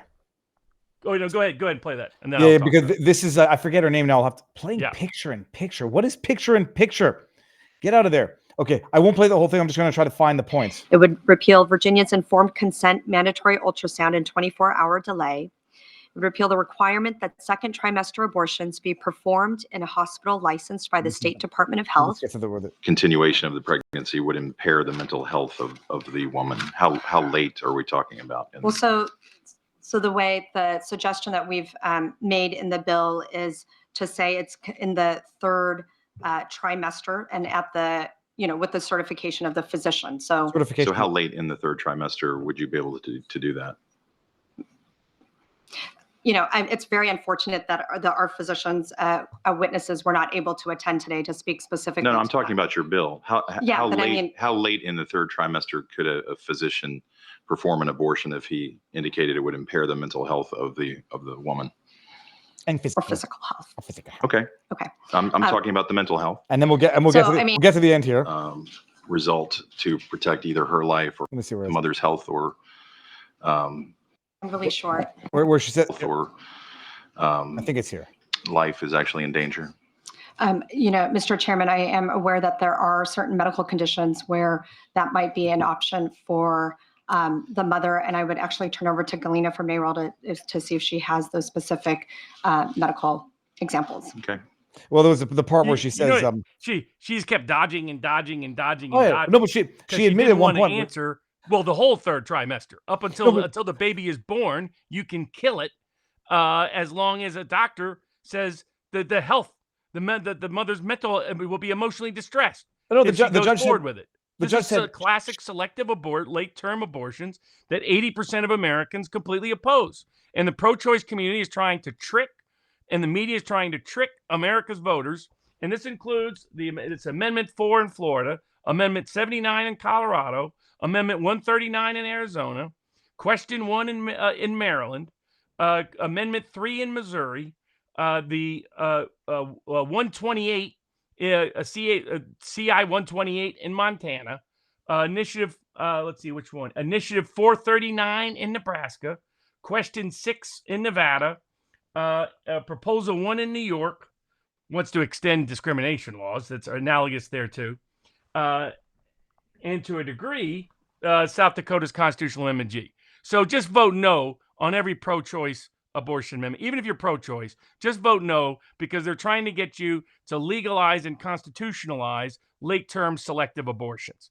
And the pro-choice community should pay a price for this shenanigans, for these tricks, for this deception on the American voter and the media for not highlighting this and lying about this to the American voter, like they did in the debate, where they said late-term abortions can never happen. Well, it's on the ballot in 8 states.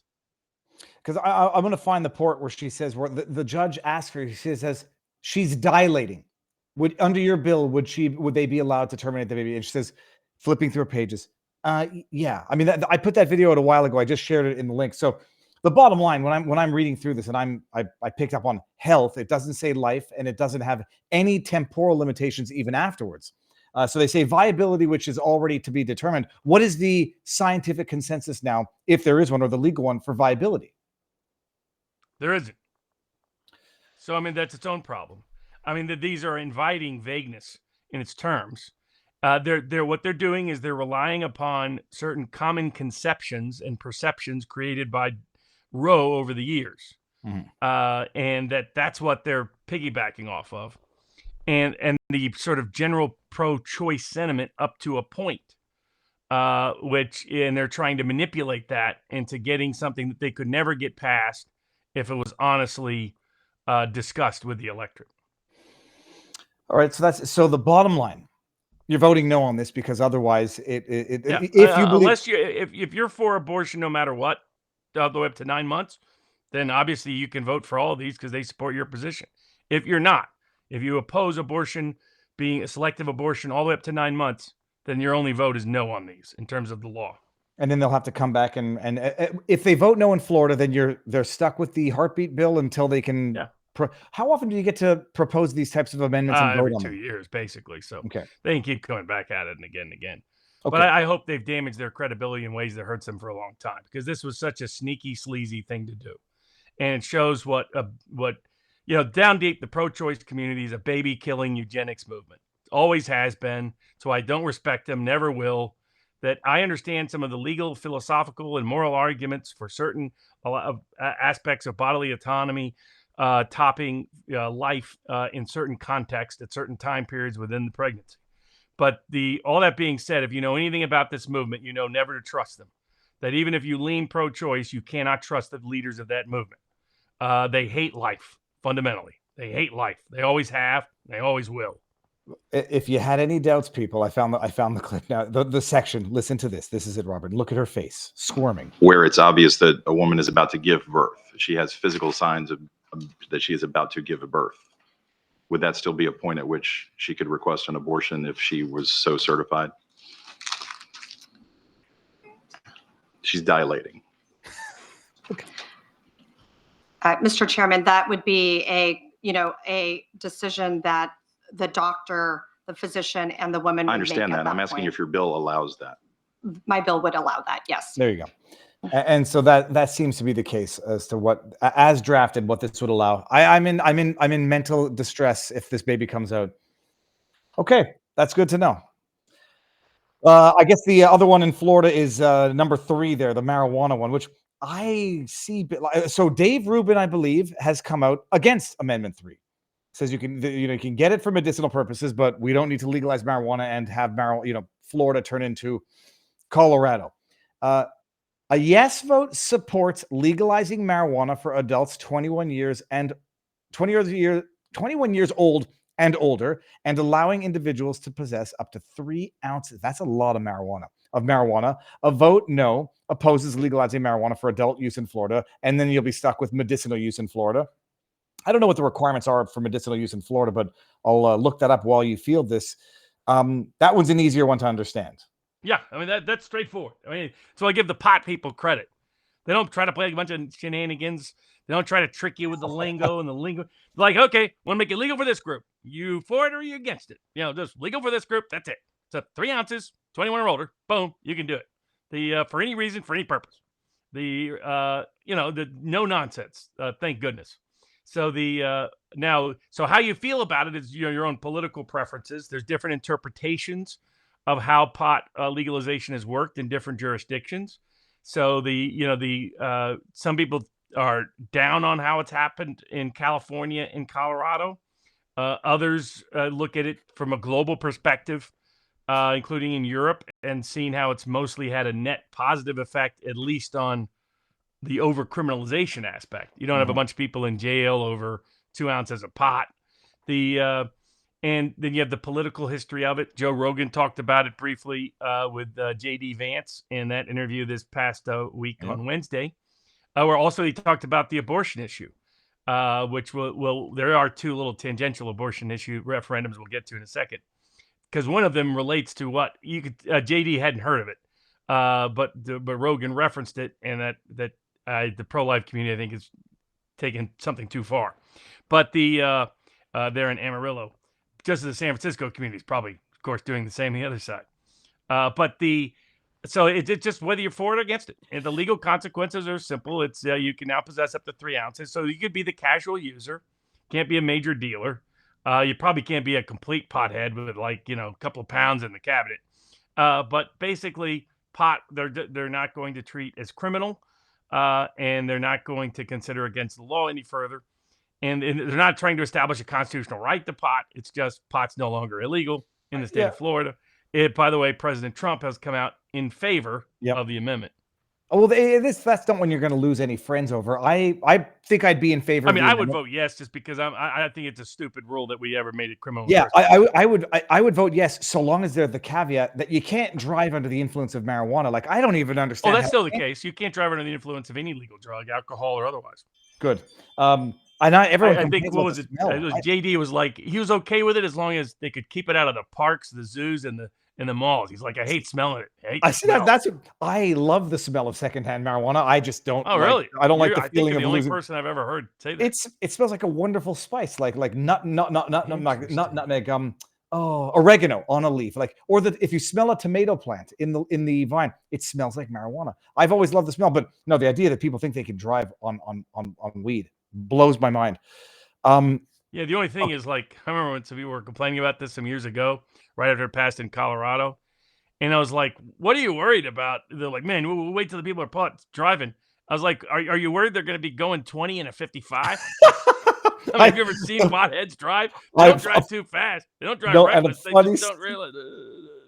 That was, I forget who told me the story. This is going back to the childhood, and I think it was someone's friend, and they get pulled over when they're high on weed, and the cop's like, "Do you know how fast you were going?" He's like, "Was I going too fast?" He's like, "You're going 30." Like, it was 30 kilometers an hour in a zone where you're not supposed to be. And I know too many people who it's worked a lot better than other pharmaceutical drugs for anxiety, depression, and pain. That I've just seen it over and over and over again. So it's like, I'm not going to be one of these. Like, what are the great benefits to criminalizing this and locking people up over it? I'm yet to see it. Okay, do it. Let's get to the two little abortion ones before we get to the big, most top voted one, the election ones. So San Francisco wants to create a sanctuary city for abortion, so that the city and the county can never prosecute anybody or even investigate anybody for anything related to abortion ever. So it's basically meant to be a sanctuary city or county. And then Amarillo, Texas, has decided they want to be a pro-life sanctuary. So they want to make it a crime for anybody to get an abortion who's merely a resident of Amarillo, even if they get it where someplace that's legal, which has constitutional right to travel implications. So you got two extremes on both sides. If you don't want either extreme, vote no if you're in those places. There are legal issues with both. Can San Francisco ignore California law? Let's say someone gets an abortion for a clearly illegal reason, even under California state law, and you're going to ignore, and you're going to start to selectively ignore entirely. There's no longer jury nullification. There's political nullification by just whole cities and counties. That's what they're seeking here. I think that's questionable. And then that is just one set of constitutional questions. Now, who could ever enforce it? That's its own question. Then in the case of Amarillo, constitutional right to travel implications, because they're trying to restrict. It's one thing to try to restrict what your residents do within your own city or county. Quite another to try to restrict what your residents do outside of your own city or county. I've never been a fan of a city or county using residency to govern what you do outside of it, just like I'm against the U.S. government using citizenship to control what somebody does outside the United States. Let me bring a couple up here that I don't want to lose here. What's your take on, because I can't get all of the Rumble rants back up. What's your take on Patrick Byrne claim that Alex Jones talked about yesterday about the Obama people smirking? Is there any credibility to it? I don't know what he's talking about, but I think it might be that they fear that the election has already been stolen. Patrick Byrne, from what I understand, is a good, well-meaning individual who might be a little too doom-pilled on election matters. Well, and I understand where people, and there's no question that if Trump loses, there's going to be a large portion of the country that believes our elections are incurably rigged because of where the fundamentals are and so much of where the data points are. So I understand that. Now I'm a little skeptical of that. Doomers seem to sometimes want to induce their own reality by discouraging and dissuading people from engaging in the electoral process. Now, the one way you can guarantee Trump not winning, if you're on that side of the equation, is to not vote, believing that your vote can't matter. That's how your vote doesn't matter. And the only way your vote can't matter is not to vote. So I'm skeptical of when it tends to drift over in that direction. But some people, I think, are kind of locked into that perspective. And I don't share that perspective. So there were things to look for. If mass mail-in voting had reoccurred at the same rate it occurred in 2020, then the risk of election fraud was just as high as it was in 2020. It's half of what it was. The early vote is massively shifted. Mhm. And it's not because Republicans surged, it's because Democrats dropped off a cliff. And you look underneath the hood, it's everywhere. Doesn't matter where it is. Doesn't matter whether Democratic governed state, Republican governed state. Doesn't matter. Massive decline and drop off in that vote. And if you want to, people looking at smirking and all the rest, look at where they're going. SNL for a free advertising campaign. It's not right. That's a desperate move. Yeah. Harris in Michigan, that's a desperate move where they're spending their money all to defend states, not to win new states. Trump is going to states he lost by 10 points. New Mexico, New Hampshire, and Virginia. Lost by 10 and 2, lost by 7 in the other one. There's going to states like Michigan, which was their safest blue wall state in 2020. That tells you what they think. They think they're behind everywhere. So you might get some bogus Iowa poll showing her up by a pollster who has lost all credibility in just the last 2 cycles. But does any Democrat believe it? Why is no Democrat going to Iowa? Why is no Democrat spending any money in Iowa? Do you think they know it's complete garbage? It was something to boost the narrative into election day. But because they're hoping to gin up turnout, that everything they do hasn't worked yet. $2 billion turnout machine. Well, somebody grifted a lot of that cash here in Nevada. Republicans have never had an early voting lead. Never. They've been down in the first week of early voting has been the entire Democratic presidential margin in back-to-back presidential elections. Now they're down by almost 50,000. I mean, that's literally never happened in this state. Well, and now, can everything crazy happen? I assign it a 10-15% chance. That's why I say, is there a chance Trump loses? Yes, but it's 10-15% chance. It's one of those something wild, random, crazy to happen that's never happened before. Something totally crooked and corrupt really comes into but I don't think it's likely to happen.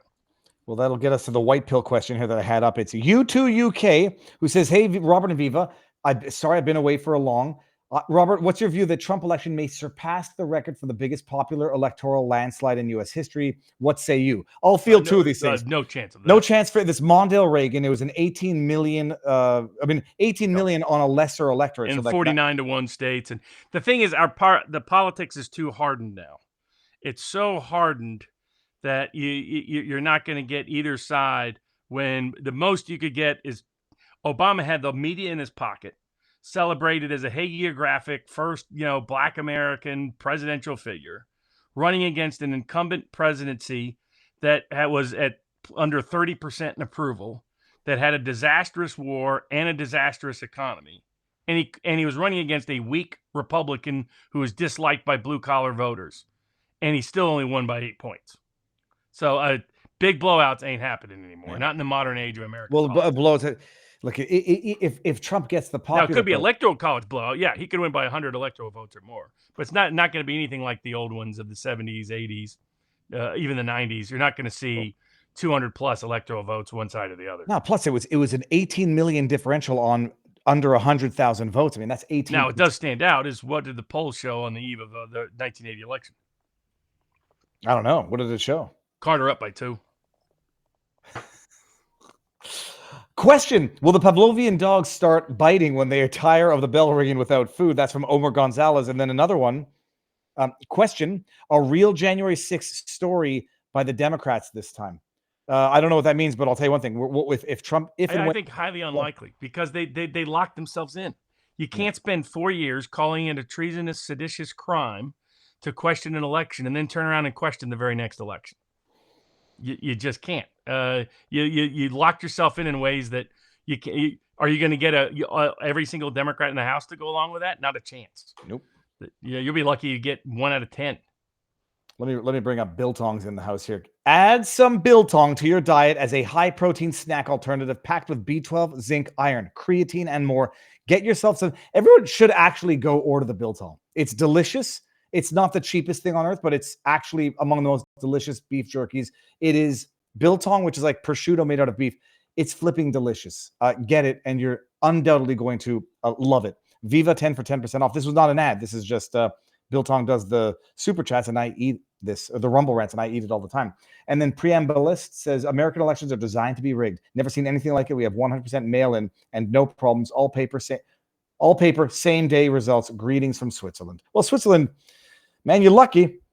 Got a very good functioning. Well, you can use Florida and Arizona have used mail-in voting for a long time. Mail-in voting by itself isn't necessarily election fraud. It just invites it. And they put in a lot of rules in Florida and Arizona over time to limit the scope of it, but it's just too easy to effectuate fraud in those jurisdictions. The big difference with 2020 was not only all these new states doing it, but secondly, no guardrails. So in all these, in Arizona, they're supposed to signature match. They quit doing it. In Florida, they did signature match.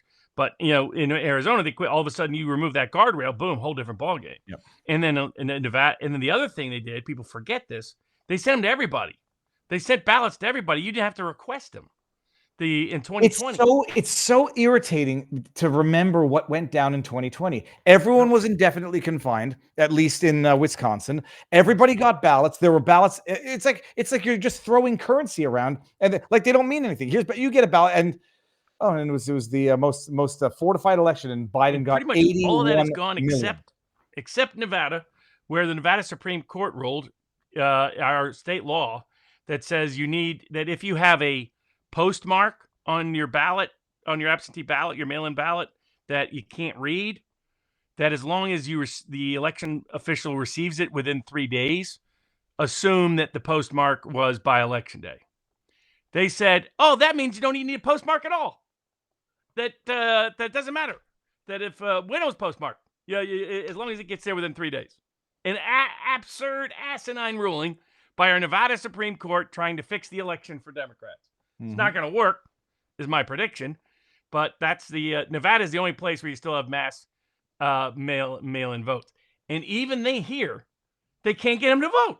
Democratic voting is way down. You want to know why? It's because working class voters in Las Vegas that lean Democratic don't like this administration. And to the degree they can't get themselves to vote Trump, they're just like, screw it. I'm going to do something better this year. Not vote. That's what they're doing.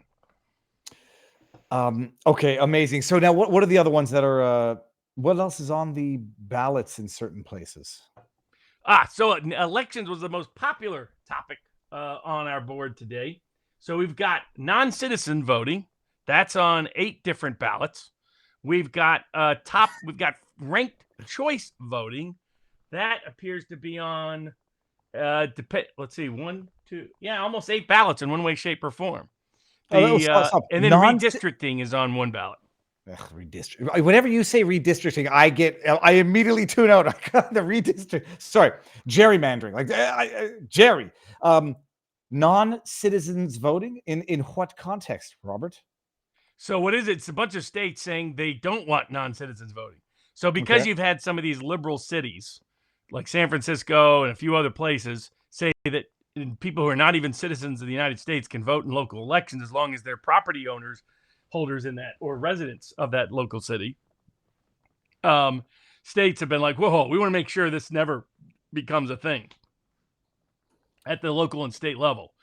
They can't do it for federal elections because that's prohibited, but they're only doing it for local or state elections. In many cases, they've only done it for local elections because there'd be an issue with trying to do it for state elections without it being statewide approved. But basically, which is it? I think it's in a bunch of states. Ohio? Here it is. So it's in Iowa, Idaho, Kentucky, Missouri, North Carolina, Oklahoma, South Carolina, and Wisconsin. No non-citizens voting. This is only state level. So this is state municipal level. This is not federal. I'm reading Mother Jones. Because you can't change it at the federal level. This is making sure local governments don't try to make it legal at the local or county level. What I love is, first of all, I'm inclined to believe that Mother Jones is lying. So I have to go down to the bottom of this article and see. Amazing. Mother Jones used to be a useful, progressive publication with a populist bent that was reformist, like Rolling Stone, and now it's the biggest. It's like Vogue. The biggest lefty propaganda rag that's out there. here are neoliberal 8 rag. states. They're trying to stop what's not happening. So then what would be the big deal about codifying, stopping what's not already happening? All right, Fielded, I'm going to read that article and just see if I want to get the punchline of Mother Jones. It's not true that it's not happening. Am I not wrong about that? I was under the impression there are certain states that were talking about allowing non-citizens to vote at the municipal level. Well, there's a bunch of cities that have made it legal. So to the degree they're saying it's not yet legal in these particular states at any level, that's true. They're just trying to get ahead of the curve to make sure it's not legal, so nobody gets the idea to try to make it legal. They want to make it clear, no non-citizens voting, that shouldn't even be a question or doubt in somebody's mind. And so it's just to clarify that once and for all. And I think you're going to see this pass by massive margins, even in places like Wisconsin. So that are seen as more toss-up states. And what the other reason they're putting it on this ballot, they want big margins to remind Democrats people are not wanting this or wanting to see anything like this ever occur as a consequence of certain Democratic policies. I'm trying to pull up some states where non-citizens are allowed to vote. Okay, I think interesting. San Francisco has made it legal. I think Boston. I think there's 5 or 6 cities in the country that have made it legal. No, anything on the ballot about prohibiting non-citizens from becoming members of armed forces or police forces? No, nothing like that. Not yet. No. Give it 4 years. Exactly. I think that would probably have more mixed response because I think people will think, well, if they're willing to volunteer for the army, I mean, that they might. Yeah, whose army though? If it's Ratskin's army, yeah, exactly. They're gonna have their personal militia. If they're all speaking Spanish, yeah. Maybe it'll be the Santa Anna's Revenge. I just picture the guys like Jamie Ratskin. Like, I'll get my own militia and I'll promise them citizenship if they fight for me, or tell those Trump supporters that we've disqualified them and now go enforce the law. Of course. The other bit, redistricting just one place, Ohio. These redistricting efforts to try to create these nonpartisan commissions, in my experience, they're always a disaster. That you're better off with the partisan ones than the nonpartisan ones. The nonpartisan ones tend to have an elitist bias, they don't tend to be any better at prohibiting partisan influence. So that's my own view, but that's what but for those that want a legal clarity on what it is, it's just shifting who makes the redistricting decision from a more partisan-oriented commission to a more nonpartisan commission. It will probably pass because most people prefer that on paper. In my experience, it doesn't tend to create the result that many people think it will in voting for it. Then the big one that's on a lot of ballots is ranked choice voting. Okay, well, actually, we'll get there in 1 second. Let me read a bunch of local tips here. Didn't Florida paper ballots have problems in 2000, says Stu P. Dassel. That was the hanging Chad year. I'm going to get to the question afterwards, but the question was, do you think... That was the structure of the ballot. That had nothing to do with the ballot being a paper ballot. I don't remember. What was it? The idea that if the same problem would have happened with a digital ballot because it was where it was located on the form. Or most of the same problem. There was one problem that was the hanging Chad, but a lot of the other problem would have been the same. By the way, when they did a deep study, if they'd done a full recount, Bush would have won. Bush did win, right? Yeah, he did win, but I mean, he would have won by more. Full recount had never been done. Okay. Gore would have won. He actually wouldn't have. Washington Post, who had no incentive to help Bush, came to that exact conclusion afterwards. Okay, that answers the question earlier that I will get to in anyhow. Ryan PD 911 says, "I'm typically all for the state rights in the Constitution, but with all this fornication, we need rock solid black and white voter requirements for all elections, voter ID and proof of citizenship, early in-person voting with the end date of election day, all EIP, Election Integrity Project, counted at the day they brought it in, or EIP, I don't know what that is, brought it in totals by midnight for every state." The bottom line, for the trillions of dollars the government blows everywhere, you can give a free federal ID for voting, period. Homeless people get one. Everyone on this. That's what Robert Kennedy's suggestion is. Okay. Good. I like it. If he says it, then it's got to be good. We got Nicole Shanahan. I'm going to pull that up from that's GFSSI. I'll see what that tweet is in a second. Yeah, she has some great. She keeps putting out really good ads. Oh, she put out a squirrel one earlier. I think I'm going to see if that's great. No, they're all over it. Let me see this. That's the other thing. It's like another one of those cues. Tell me the big influential millionaire billionaire that has switched from Biden? Switched from Trump to Harris. Can you name a big influencer that has power, money in that industry that has switched from Trump to Harris? None. Now think about all the ones that have switched from either being neutral or Biden to Trump. Some of the most influential ones in the country. Elon Musk, Robert Kennedy, Nicole Shanahan. These are people with substantial resources dedicating those resources to helping Trump. It's another indicator that tells you that whatever the media wants you to believe probably ain't so. Let me see something here. I had one on the top there. My ex-girlfriend aborted our child, and I can't begin to describe the horrible emotional impact on the fathers of aborted children. If it's a child, I don't want, I'm forced to support it as I should be. But if it's a child I do want and the mother doesn't want, I have no say in the matter. Issue. Yeah, the other thing, this is and it is. I can tell you that the disproportionate, overwhelmingly, women who've had abortions, 2/3 regret it. Mm-hmm. They don't want to track this data. They don't want to report this data. But groups that do, that regret is much higher than feeling confident about it. The crazy lefties you get saying, "I've had 7 abortions. How wonderful it is! And I'm gonna have a party after my abortion." That's a rarity. Most of the women that have an abortion, more often than not, regret it. It's just it's usually because they're in a very difficult economic situation. That's why the best way to reduce abortions is to improve support for young, vulnerable women, young, vulnerable pregnant women, especially. And there's a lot of ways to do that. That's Robert Kennedy's point. That's other people's point. If you want to support life, support actual life. It's J.D. Vance's point. Right? J.D. Vance says, I've known people do this. We got to support them so they know it's a viable option. That's the best way to make it happen. Let me bring it up here because I love it that they have their ear to the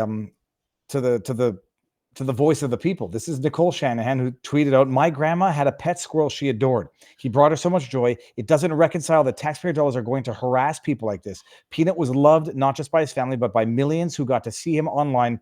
Let's remember what's at stake here. Vote." And she's retweeting. And here's the thing. Ask yourself, what does it tell you about the nature of government bureaucrats in these states that they go after people the likes of Amish farmer Amos Miller? You know what a lot of the Amish are doing right now?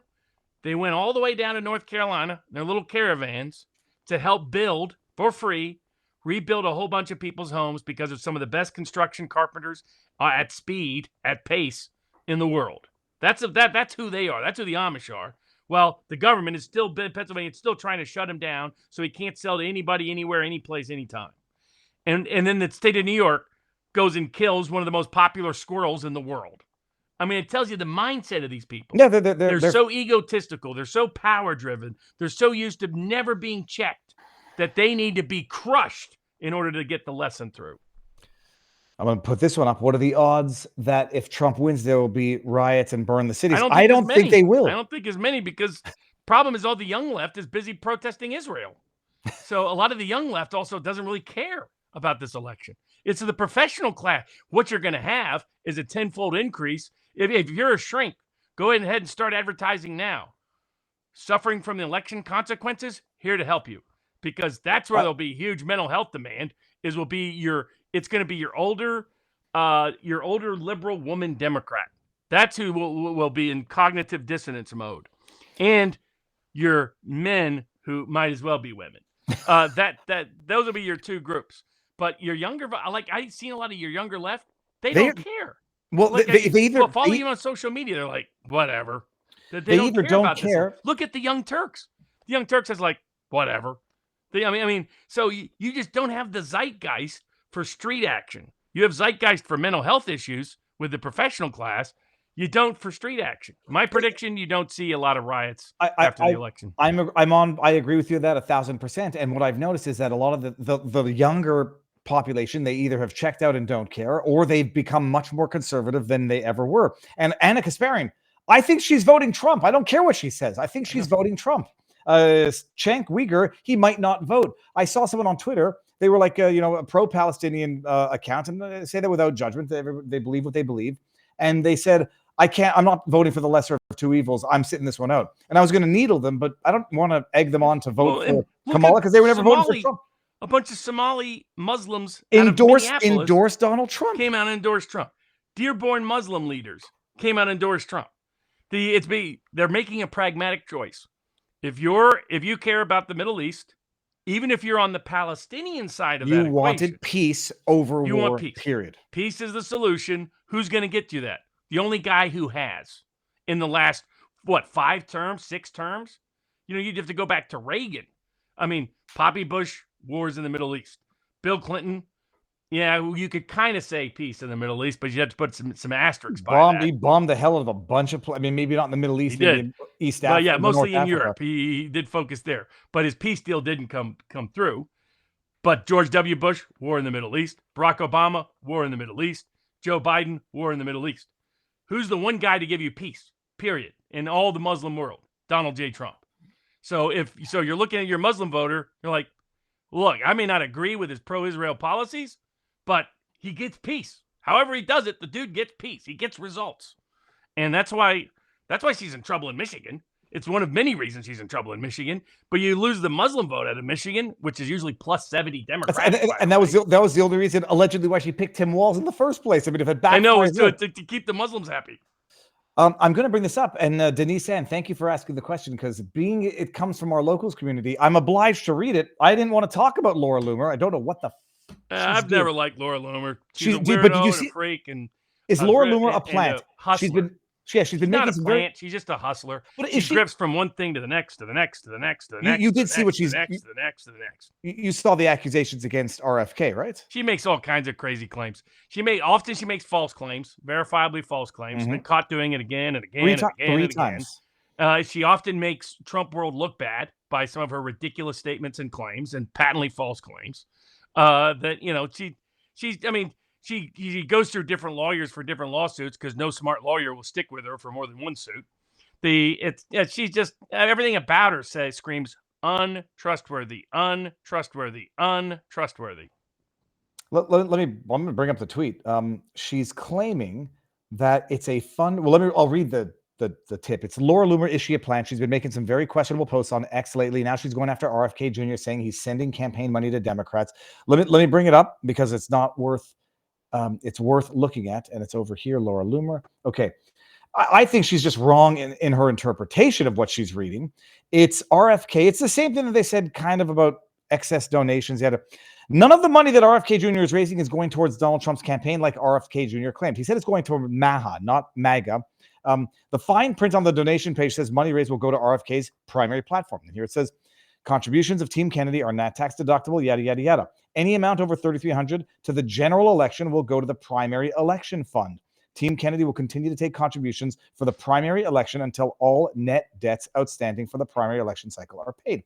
First of all, I don't think people care that he's going to pay off his primary election debt because he's right now campaigning with Trump. And I think that might be a worthwhile investment. He's gone way out of his way for Trump. He not only dropped out, which helped Trump, then endorsed Trump, which very much helped Trump, but then has aggressively and assertively campaigned for Trump all across the country.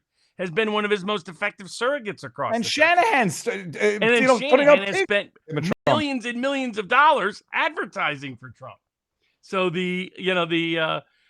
it just tells you who she is. She's got a problem with all kinds of people. Yeah, she's untrustworthy, unreliable. I've never trusted her. I never will. The problem is she's her own worst enemy. The three stories these kind of hustlers that are borderline grifters, you just can't get into bed with, period. Well, probably. Metaphorically speaking, people with your dirty minds out there. All right, what do we have now? What do we have? What's the last? Or I guess we're getting close to the last. We got ranked choice voting was the next part of our election. Sorry, yes. Okay, what was ranked choice voting, which means what exactly? Like they're going to aggregate your 1, 2, and 3, and then whoever gets the most points would win? Yeah, so what happened, in theory, ranked choice voting maximizes voter choice. So in theory, you get to go into the polls, and you'd say, okay, here's my number 1 favorite. Here's my second favorite candidate, third favorite, however it goes, however many candidates are on the ballot. And then what happens is if your first place candidate is not in the top 2, that then your vote for the second favorite candidate counts as a vote for that candidate. And if they're not in the top 2, so on and so forth. theoretically, it increases voter power, and it expands the number of candidates who can run credibly. In other words, you can be a third-party independent candidate.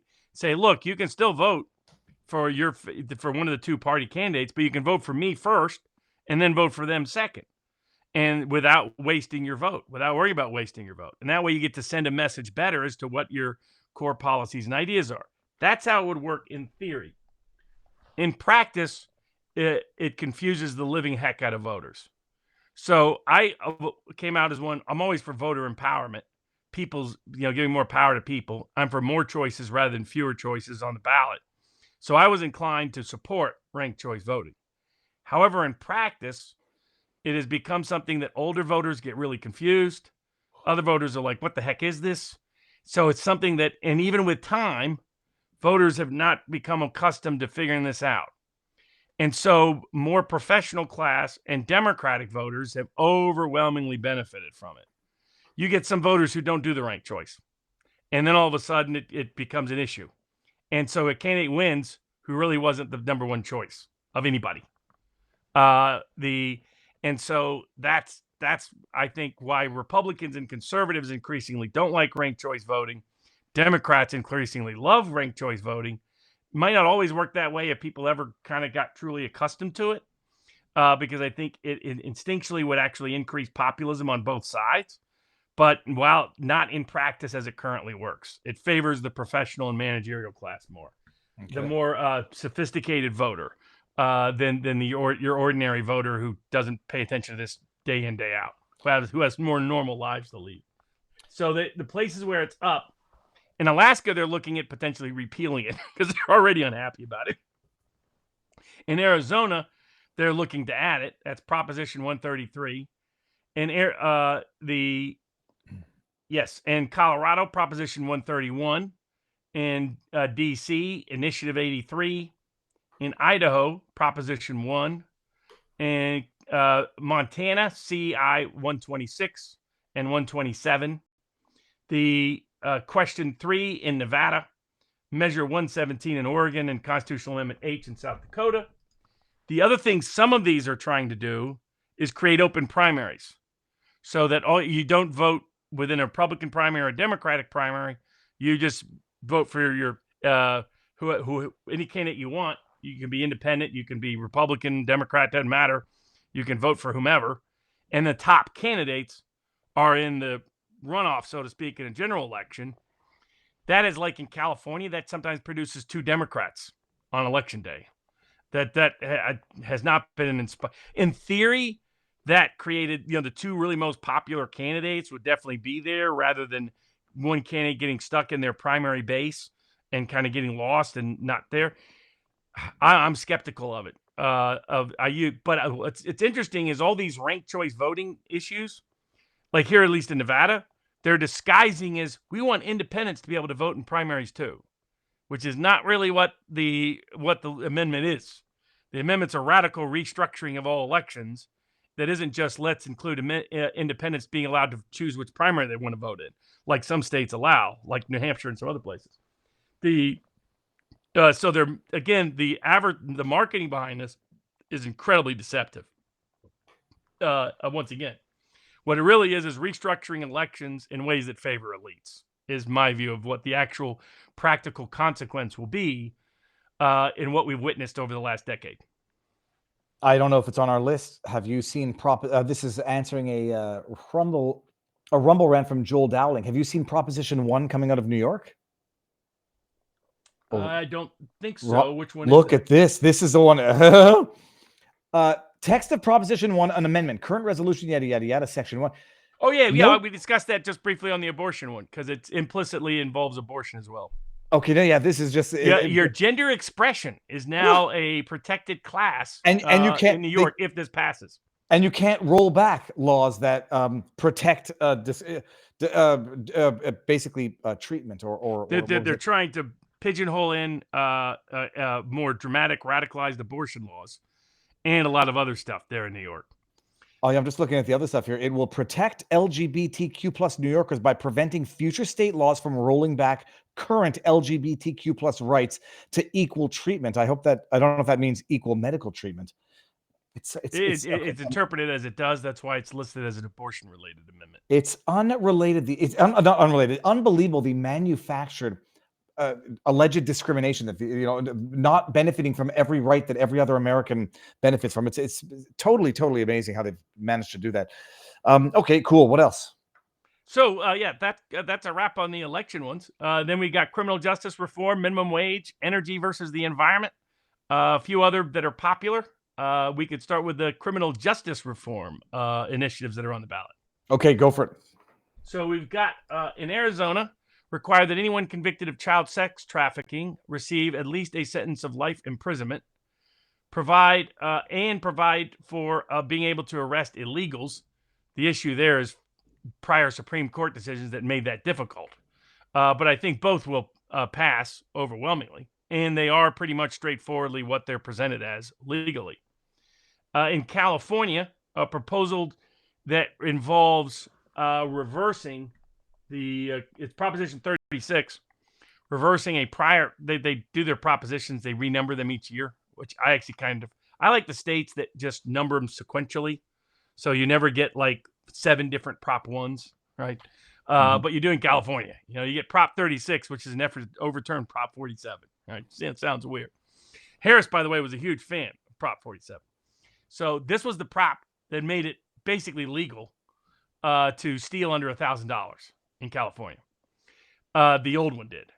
And it turned out people aren't happy with that, even in California. So they're looking to reverse that. And they're looking to impose kind of a more modern Dutch version of drug laws. And actually, there's a long discussion that Robert Kennedy had with one of the leaders who has followed the Dutch experiment, and noted that one part of the Dutch experiment is highlighted by parts of the left in America, but not the other part. And what that is it's a hard quid pro quo. So if you are a drug possession defendant in a criminal case, which means a serious or hard drug in California, then they're recommending under this proposition, you're given a choice. And the choice is you go to rehab and you finish rehab. And if you do, you don't get criminally punished. If you don't, you do get criminally punished. What they found in the Netherlands was that a combination of that was required to deal with certain aspects of drug defendants. And so even though it's known as the legalized drug world, it actually is more caveat than people understand it to be. That there needed to be a stick with the carrot available, but there definitely needed to be a carrot to begin with. And now this is disliked by Gavin Newsom. Gavin Newsom was a fan of the law that liberalized the ability to go in and steal and do these smash and grabs that everybody's seen all over the country, that it's seen has happened in California. Like places like San Francisco, where you have drugstore after drugstore having to close down because they just go in as gangs, as 5 groups, take a little bit out each one, take a little under $1,000 and walk out, and then do it every other week, and there's no consequence. So I think it's probably going to pass, but legally, so it's being portrayed in some places as a return to the war on drugs. That's a mischaracterization by the left in California. I think it fits public policy wise with where a lot of more moderate oriented jurisdictions have gone, including in Europe, of how you can't just decriminalize low level theft without incentivizing it. And you can't just legalize drugs. You need the low risk drugs. With the high risk drugs, you need some combination of carrot and stick, rehab and prison to really work. And so that I think that kind of makes sense there. Then in Colorado, they want to, it's on the Amendment 1, remove the right to bail in first-degree murder cases when the proof is evident or the presumption is great. Now, I'm a huge right to bail individual. I would note that constitutionally, at the time of our Constitution and its early years of application, first-degree murder was never considered a bailable offense. So it's consistent with the federal constitutional right to bail. But it's the accusation. It's the. I mean, obviously they're not convicted, but the accusation, if it's first-degree murder, no bail. But there here, and they add a condition. There has to be there has to be strong proof. Yeah. So who it could can't just disagree with be, that? any kind of allegation. But I think, well, as a big defender of the right to bail, this is one that would be consistent with the federal Constitution's right to bail because first-degree murder was traditionally not considered a bailable offense. Okay. Also in Colorado, require that persons convicted of certain violent crimes serve more of their sentences before being eligible for parole. I get where that's coming from. How well that works as a criminal justice system is up for debate. I'll put it that way. Well, but interesting that it's on the ballot in Colorado, a lefty jurisdiction. Well, that was one thing. They're locking up, Tina Peters for 9 years, and they let violent criminals out early. Who, as it currently stands, what are the? I mean, I guess it's state by state in terms of when you're eligible for parole. Yeah, it varies entirely state by state. On average, it's about half your prison time you do in an average state prison. But some it's low as a third, some it's high as a 2/3. In the federal system, you do 85% of the time. Okay. And then also Colorado allocates state revenue to a new fund called the Peace Officer Training and Support Fund to improve various things for law enforcement. What does the Colorado ballot look like? Is it 4 pages long? Let me see if I can find a picture. Probably. A lot of them are pages after page after page, because sometimes they include the description, the amendment, and then they include the description, and then they include both sides' interpretation. I hate to ask this stupid question. How are you supposed to vote on these things if you're doing it on a digital machine? Oh, it goes through the whole thing. You scroll through. Okay. Because I did that in Nevada is a digital machine. And it prints out a copy of your ballot so you can see it there confirmed, but it's all digital. Did you see this, by the way? This is from SRN in our locals community. Speaking of corruption or corrupt government, Daniel Penny body cam was finally released. Apparently, according to I want to see if I can find this. They found a pulse, and the sergeant testified that they never did mouth to mouth. Quote, he was a dirty drug user, and I was worried about hepatitis. It turned out he wasn't dead after the chokehold like was originally told. And they decided to prosecute him anyway. Again, the arrogance of these administrative officials. And then we got energy versus the environment and minimum wage also up. Okay. Are these on amendments or are these lawsuits? Okay. Yeah. So the amendments are for on minimum wage in Alaska, increase the government's minimum wage to $15 per hour and require all employers, increase the minimum wage for everybody to $15 per hour and require earned paid sick leave. In Arizona, allow for tipped workers to be paid 25% less per hour than the minimum wage, provided that their total compensation is at least $2 plus the minimum wage when tips are included. In California, minimum wage increase proposed to $18 per hour. In Massachusetts, increase the minimum wage for tipped employees to be the same as the state standard. Because in most places, your tipped employees have a lower minimum wage than do the because of the assumption of what they're going to make on tips, which is why you should tip people. Okay. Yes. Increase the state's minimum wage in Missouri to $15 per hour and also require paid leave. And in Nebraska, require paid leave. You can tell, by the way, when these all show up on the same ballot in multiple states, somebody was organizing behind it, either a big money donor or big organizations. My guess is probably unions in this case were behind these proposals. At a state level, what are we dealing with in terms of average minimum wage? Like 12? Is it like $8 or is it like 13? That's a good question. Maybe look that up. See if average minimum wage required by state. Alaska. Okay, fine. Yeah, hold on. When I was a wee lad, it was $3.35 an hour.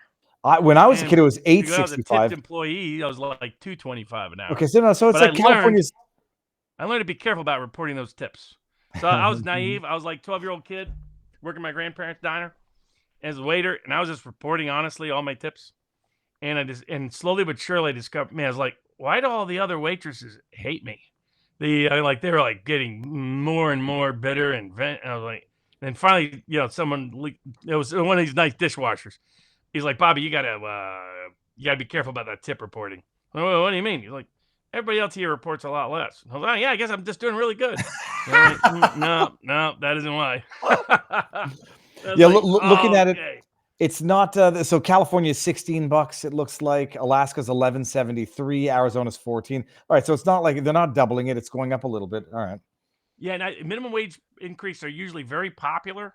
The question is, in recent there's cycles that there's been such drastic rise increases in certain places that the impact has been to lead to the public being concerned that the minimum wage increase is so great that what will happen is a loss of jobs, and that those people will always prefer a job at a lower wage than no job at a higher wage. I love this. So, I mean, the difference between California and Iowa. That's. I mean, I appreciate cost of living. It's always that magical point. Where's that point where the minimum wage? Like, you might wonder why unions care, because unions have their own contract.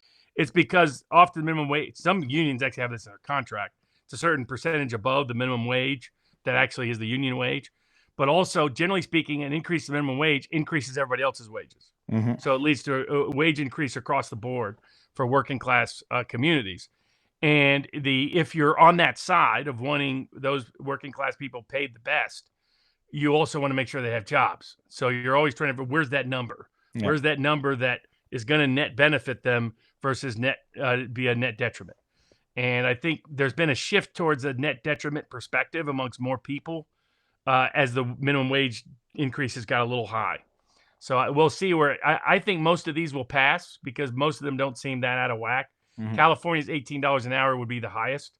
And so we'll see how that translates. But you also have a unique economy in parts of California where a lot of the minimum wage workers are really working for a service economy servicing very affluent people. So you might have a bit of a different dynamic there in terms of the polling results. Okay. And then on where is it? Oh, yeah. Oh, no, it's further up. The last one was energy versus the environment. And there's a couple of ones, and a big one is a couple of ones in Washington. And what's interesting is what they're doing in Washington is Washington passed this sort of their own state cap and trade. We're going to lead the effort in environmental enforcement of the Paris Climate Accords. And the state is deeply divided. You have Seattle in the western part of the state, particularly the northwestern part of the state. And then you have all of eastern Washington. And they kind of hate each other politically. They're totally different. Culturally, everything. And that divide has been deepening. And that rift has been expanding. There are people in eastern Washington have talked about, is there some way to get out of Washington and join Idaho? So what's happened is they put two initiatives on there. So they put these cap and trade positions in there that made natural gas difficult in Washington, made energy very expensive at a household level, at business level, create all these nightmare sort of fallout. And it's always been, at what point does environmentalism lose public support when it starts imposing real cost on real people? Right? It's one thing to have big corporations have to pay more. Okay, whatever. What is when your utility bill doubles? What happens when you can't afford basic things? Then you'd be like, hold on a second. I'm not sure I'm willing to pay that on the gamble that this environmentalist stuff is correct in predicting doom and gloom. And so we're going to see an interesting test of it on Election Day, because in Washington, they put energy proposals on that make energy more affordable and accessible in Washington and decrease the power of the environmental lobby and the legislation that they've got passed over the prior years. So it'll be an interesting little watch in a state that's a very liberal Democratic state by nature. Okay. And how many other things? I think there's a lot of all the biggest topics and ones to watch are the ballots and initiatives for Election Day 2024. We are going to go to locals for our after party. Robert, what do you have on for tomorrow? I'll be on with Richard Barris, People's Pundit. What are the odds? At 2 p.m. Eastern time. Okay. And then on Tuesday, I'll be active throughout the day in the live chat at sportspicks.locals.com with any intel, insights, information about the election, looking at it from an election markets perspective. For example, our first Viva Barnes Law.locals.com site opened up on Election Day 2020, and those active in the live chat got the free pick that after Trump had doubled and tripled his value in the election markets to sell him at midnight because you could see there was some danger signs flashing as to what was going to happen. So a lot of people who were active in those live chats made a lot of money. They paid for their subscriptions for their lifetimes, their friends' lifetimes, their family's lifetimes with just that one little bit of insight. So I'll be active there. Only place I'll be active all day on Election Day will be there, giving little insights, intel, information, responding to questions. Will be sportspicks.locals.com on Election Day. All right, and I will have Douglas Mackey on at 5 o'clock tomorrow, and I'll be live at 12:30. So I'm going to have 2 live streams tomorrow. I'll stop at 2 o'clock. I got to go to a doctor anyhow. So, but live at 12:30 for the regular stream, and then 5 o'clock, Douglas Mackey, Ricky Vaughn, the guy who got convicted for the meme, who's currently under appeal. And U2UK 1492 says just a couple of years ago here in California, the minimum wage was $11 an hour. Now the leftists want to almost double that. Everybody, before you, if you're not coming over to Locals, make sure that you are subscribed in Rumble. Here's the link to Locals. We're going to have our after party there. Before you leave, drop a thumbs up. Make sure that you subscribe. Make sure you turn notifications on. We will be live Tuesday in the evening, 7 o'clock, whatever, 6 o'clock. We'll see when we start. Tomorrow, 12:30 and 5 o'clock. Barnes, 2 o'clock on People's Pundit. Thank you all for being here. And it's going to be 30 seconds while I do this, because it ends on Rumble, and we're going to go over to Locals. VivaBarnesLaw.locals.com for the best above average law community out there. $10 a month, $100 a year if you get the whole thing. Or you can just be a member and you can get the coins and you can go to various communities and tip and do whatever you want. It's a wonderful place, and that is where we take the party afterwards.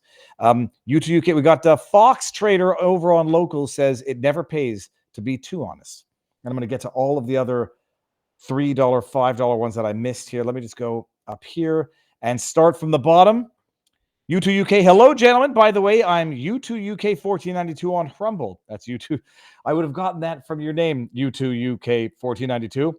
Forex Trader Zona said it never pays to be too honest.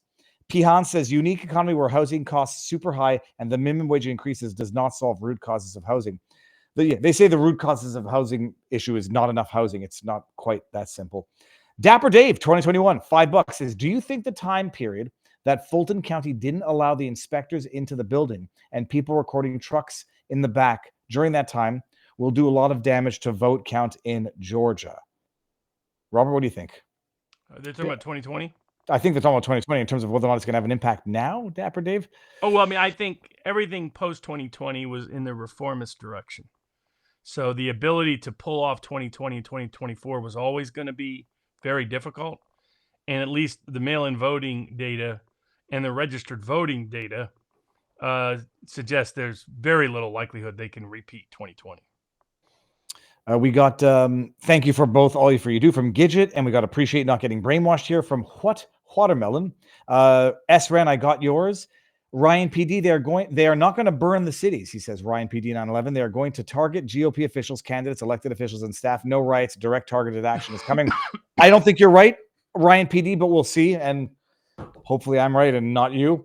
Gray 101 says, Mr. Barnes, after winning the election, will Trump continue reversing the election vulnerabilities perpetrated by establishment politicians?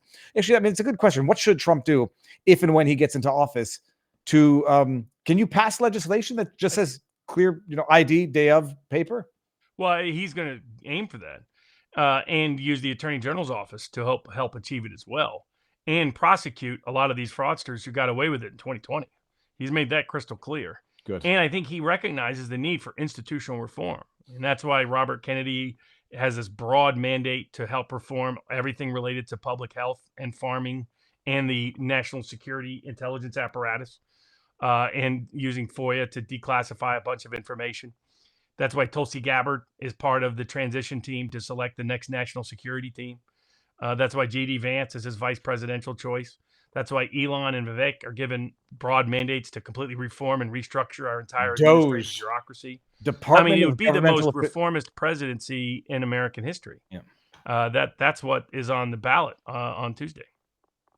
And we got Jonathan G94, $5. 2 questions, comments. Need to understand state question 833 here in Oklahoma, yay or nay. Allow municipalities to create public infrastructure districts when all property owners within the proposed district sign a petition and give public infrastructure districts the authority to issue bonds for public improvements if approved by voters within that district. Second unrelated question, if New Hampshire is a toss-up, doesn't that make Minnesota and Maine toss-ups for the taking as well? To set the second, yes, those states trend together, and it sounds like, from not knowing anything else, just from the description, it's a way to get bond money for public infrastructure projects by community. So legally that often is necessary in order to get bond money without having to raise taxes for it. But you ultimately have to raise taxes down the road to pay the bonds. Ryan PD 911 says, I'm typically for all the state rights and the Constitution, but with all of this fortification, we need rock solid black and white voter requirement. Okay, I got this one earlier. Didn't Florida paper ballots have a problem in 2000? And got to that one. Viva Fright, Colorado resident here. What kind of weed are you smelling? Weed smells like body odor mixed with burning car tire. Maybe I like it. Look, when my dog got sprayed by a skunk, I kind of like the smell of that as well. What do we got here? Nicole Shanahan, that was a GFSIII who sent a tweet, and I got to that one. Ithaca, 37 Cato. Isn't Trump now campaigning every day in Georgia? Isn't that a troubling sign in the state? Isn't Trump now campaigning every day in Georgia? Isn't that a troubling sign in that state? Robert? It's just because he lost Georgia in 2020. That's what that is. So he's going to be super careful about Georgia and North Carolina. It's more interesting that Harris is not there. If there was any state that if Harris thought she could pick up a state or thinks it's very close, she's going to be there. Yeah. If she's not there, it means she doesn't think that state's even within grasp. So when you're sending Walz to Georgia, that means you think Georgia's a lost cause. So, which by the way is what the early voting data shows it is. But Trump's in Georgia and North Carolina because it was close last time in North Carolina, and he lost Georgia last time. And so he's going to be super uber careful about it. The only reason he's not making more extra trips to Arizona is because the early voting data is a blowout for Trump. So that's the only reason why he's not revisiting. Ooh, that might be why the market for for the Senate has changed quite a bit since the beginning. Merchant Marine, $5. Remember to look into Scotty Neal. He spoke at RNC, veteran entrepreneur. He started Horse Soldier Bourbon. Oh yeah, absolutely. Thank you. I'm screen grabbing that again. Is on tape years ago at a town hall saying women should be charged with a crime for getting an abortion. Can Barnes clarify what he meant? I don't think that's what he said. Didn't he say? I have to go. But do you remember what he said? I don't remember it being. Oh, Rogan. That's what Amarillo is trying to put on the ballot. So I think that's what he was referencing. Some of this came from the pro-choice community that was not true. That said, if you travel from one state to another, they can lock you up for an abortion. There was a different issue with corporations paying for that, subsidized. That raised a separate question. But it does raise a right to travel question, to criminalize conduct based on somebody's residency, even when the conduct is outside the state. Mm-hmm. So that's always been an issue. Like, could you prosecute for murder because of murder that takes place in New Jersey? Could you prosecute in New York because it involves a New York resident? I don't think so. So that's I think the constitutional, illegal implication of that issue. But what Rogan raised was not in fact yet happening to my knowledge, and so JD was right about that. But I think where there was basis for it is that places like Amarillo are actually trying to put it on the ballot to make it possible. No, but I remember people saying that Trump a while back said women should be prosecuted for abortion, but I don't. I'm gonna see if I can find that video while we do this. I'll find it. In the meantime, there's a good meme from Bill Brown, and it's a Care Bear in an insane asylum. It says, "Me after being a little too nice to the lady with the clipboard." Urban Femme, $5. What about the Arizona ruling that says the Secretary of State Adrian Fontes must turn over 1.2 million? That was the one other election ruling came down. Just the Arizona Supreme Court is requiring the disclosure of all the names. I think it was the Arizona Supreme Court. Disclosure of all the names of those voters who registered prior to 1996 who did not provide proof of citizenship. So what that allows them to do is to run those names to make sure there's no non-citizens in there. Dread Robert says, why aren't amendments or laws in referendum presented as written instead of a summary, which is often misleading? They provide the text of the full proposed legislation, right? They do. They do. I think it could be, to me, they should just put the text. No either side, no both sides arguments, no summary, no nothing. Just the text. And then it's up to the voter to get educated on what that text means. Yeah. But once you invite everything else, it just gets confusing. Yeah, there's no way to summarize them without there being some sort of partisan of course, bias. Inevitable. Cliff Norman says, Trump on illegals on November 5th offered them an opportunity to self-deport. Romney idea. If here after the 20th, never allowed to legally come back again. What are the legal issues? Oh, that'd be completely legal. That's an interesting proposition. Will the drop in Democrat mail-in votes be made up for on Election Day, says Stingray. That's what Democrats are hoping, but there's no logical reason for it. Yep. And if you're in the camp that is skeptical that all those mail-in votes were authentic, organic voters making an independent choice, then like I am, then put it this way. It's very hard to get voters who didn't know they voted last time to vote this time. Der Tiefster, pseudo-Germanic. If the national popular presidential vote goes to Trump, do California electors go to Trump? Or does that anti-electoral because all college... of those were conditional. I believe every state passed it so that it would only become law if a majority of the electoral college made it so. So I think all those states, which otherwise, isn't that funny? If they'd actually made their law, watch, if Trump wins the popular vote, you'll see all of a sudden that electoral college popular vote thing just die off real fast. That was from Der Tiefster. Ben Beaver Wallace says, just FYI, Ben Shapiro's in McAllen, Texas with Ted Cruz. I'm at home with Viva Barnes. Better place to be. Veritier 82. When do you think we'll learn about Ann Seltzer's book deal? Do you think Trump might try to ban pharmaceutical advertising to stick it to the networks? I would love to see him do Kennedy, that's also, you're right, that's a good ancillary pitch. Robert Kennedy's on record saying he's proposing that to President Trump. So, but that might be a nice angle. Because it was a good point that I think it was the point JD made. That he said the problem with pharmaceutical advertising isn't necessarily people buying pharmaceutical products. It's that you get no honest news about pharmaceutical products. No question. I mean, that's the absolute. Sadaka with $2 says, when our son was 6 or 7 years old, there was a raccoon on our porch and we were leaving it to pick my husband up. Okay. On our porch, as we were leaving to pick my husband up from work, it hit status. So we went back into the house.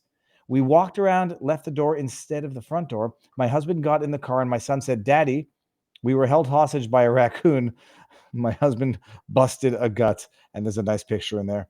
Let's see what we got here. $5 from Patrick B19. What should I take for the Electoral College margin on predicted? Much better on pricing on those bets. Oh, what electoral margin, Robert? Well, you got to go to Sports Picks. He's not giving it away for free.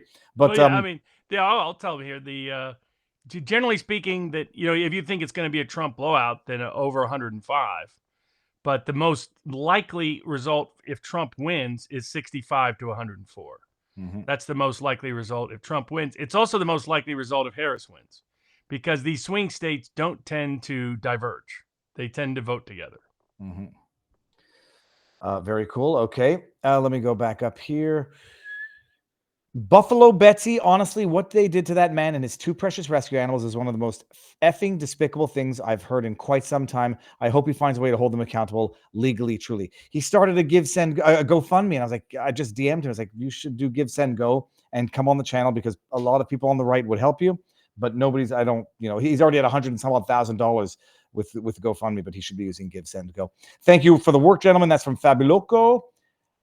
Curious what Barnes thinks about the DJT stock going into election. There appears to be a correlation. So the more confident people feel in Trump, stock goes up. More confident they are not in Trump, stock goes down. So you could probably time it the same way as the betting markets. So you'll probably get it cheaper. It's more likely to be cheaper than more expensive between now and the middle of election day. By late election day, it might really spike. Jesus, down 13% the last day, which was on Friday. Yeah, see, it's just like the betting markets, right? So what it is, you have people reading the election tea leaves. And what's extraordinary is they're looking at polls through the wrong filter, and they're very selective at which polls they're looking at. Well, and it's fascinating. But you can notice it's still way up from where it was. Well, no, I've noticed it's tracking exactly what was going on in the markets. But what happens to DJT when Trump becomes president? It goes boom, boom. Because the assumption is you have the president of the United States with his own social media app. So boom. Let me just text my money manager.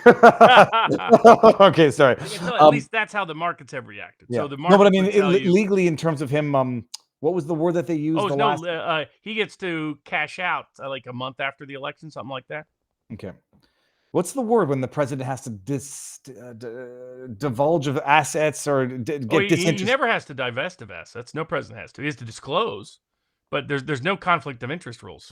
Oh, but emoluments, was that the emoluments clause that came up the last time? Yeah, which is ridiculous. That's foreign governments. That's foreign princes trying to make you a prince to betray the president, betray the people, and that was for offices other than president, by the way.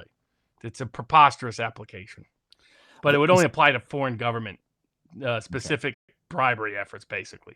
But even under the most liberalized interpretation, historically, the emoluments clause was the new American Republic didn't want their ambassador to France to be bought off by France by saying, "Hey, we'll make you the Duke of Normandy if you betray America." So that's what emoluments historically meant. Just listen to the word emoluments. It doesn't say benefits. It says emoluments. So clearly it doesn't have any application in the modern world. And it was never meant to be applied to the president. It was people below the president. The CCO says, am I crazy in thinking that Trump will be sitting at 268 and they're going to leave him there for hours purposely not to call the state bill? Ithaca 37. Have that because Nebraska 2 might be surprisingly close, and Nebraska 2 could make the difference between 270 and 268. Ithaca 37 Cato, looks like you don't have Kalshi on your official picks. On Kalshi, I'm betting on Trump winning the presidential election and winning the popular vote. Kalshi's definitely listed on my official picks. I'll repin him. I haven't pinned. I got to repin him. Susie C says, need you both to be healthy this week. Thank you. Bavis Wallace, howdy from McAllen, Texas. Are there pollsters? Are the pollsters that claim a close election going to eat their words? Are they going to lose their jobs and credibility if Trump wins in a landslide? No, because they never have. Bender is great, says, Robert, roughly speaking, is the state's 2016 margin of victory plus 2% your estimated results for 2024? Details, if you please.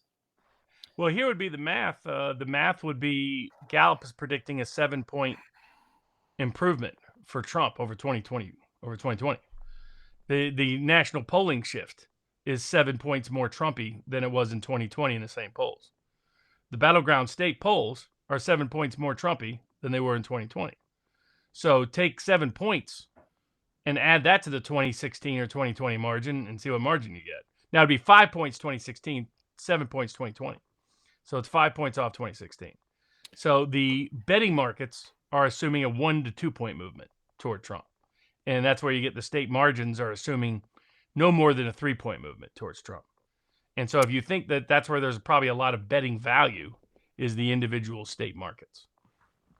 Felix J123, please provide an update on the Rumble lawsuits with Google and chances of winning. Thank you.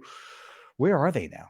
Are they still in discovery? I think they're going to win, and then Google might get doubly whacked. And they know with a Trump win, they're triple screwed. Mm-hmm.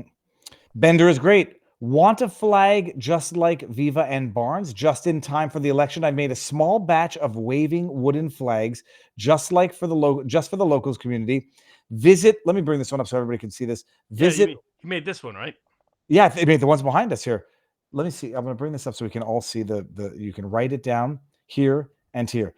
Visit renixclimbing.etsy.com. RENIX climbing, the way you spell it, .etsy.com, and use the code LOCALS50 for $50 off. All proceeds will be foolishly gambled away immediately on Barnes election picks. It's beautiful. You can see mine in the back. I can't take it down too easily because there's a lot of stuff sitting on it, but I'll show you afterwards. They're magnificent. Okay, now let me see here. I think we're almost at the top. Here's a nationwide conservative voter guide for judges by Craig Huey, who also puts a complete guide to California and Tallahassee. And I'll actually share that in the link, but everyone should have gotten that if you could. Taking a little time to load up. Down here in Georgia, there's a notice in the polls that only selected names can be written in. I got that. What's the deal with 218,000 U.S. citizens in Arizona having their voter registration suspended due to some error between the Secretary of State's office and Arizona DMV, resulting in them being turned away at the polls? This puts everything well within the margin of fraud from Hack Right. Robert, do you know that? I haven't heard that story. What I can tell you is Republicans have a massive, massive edge in the early vote to date.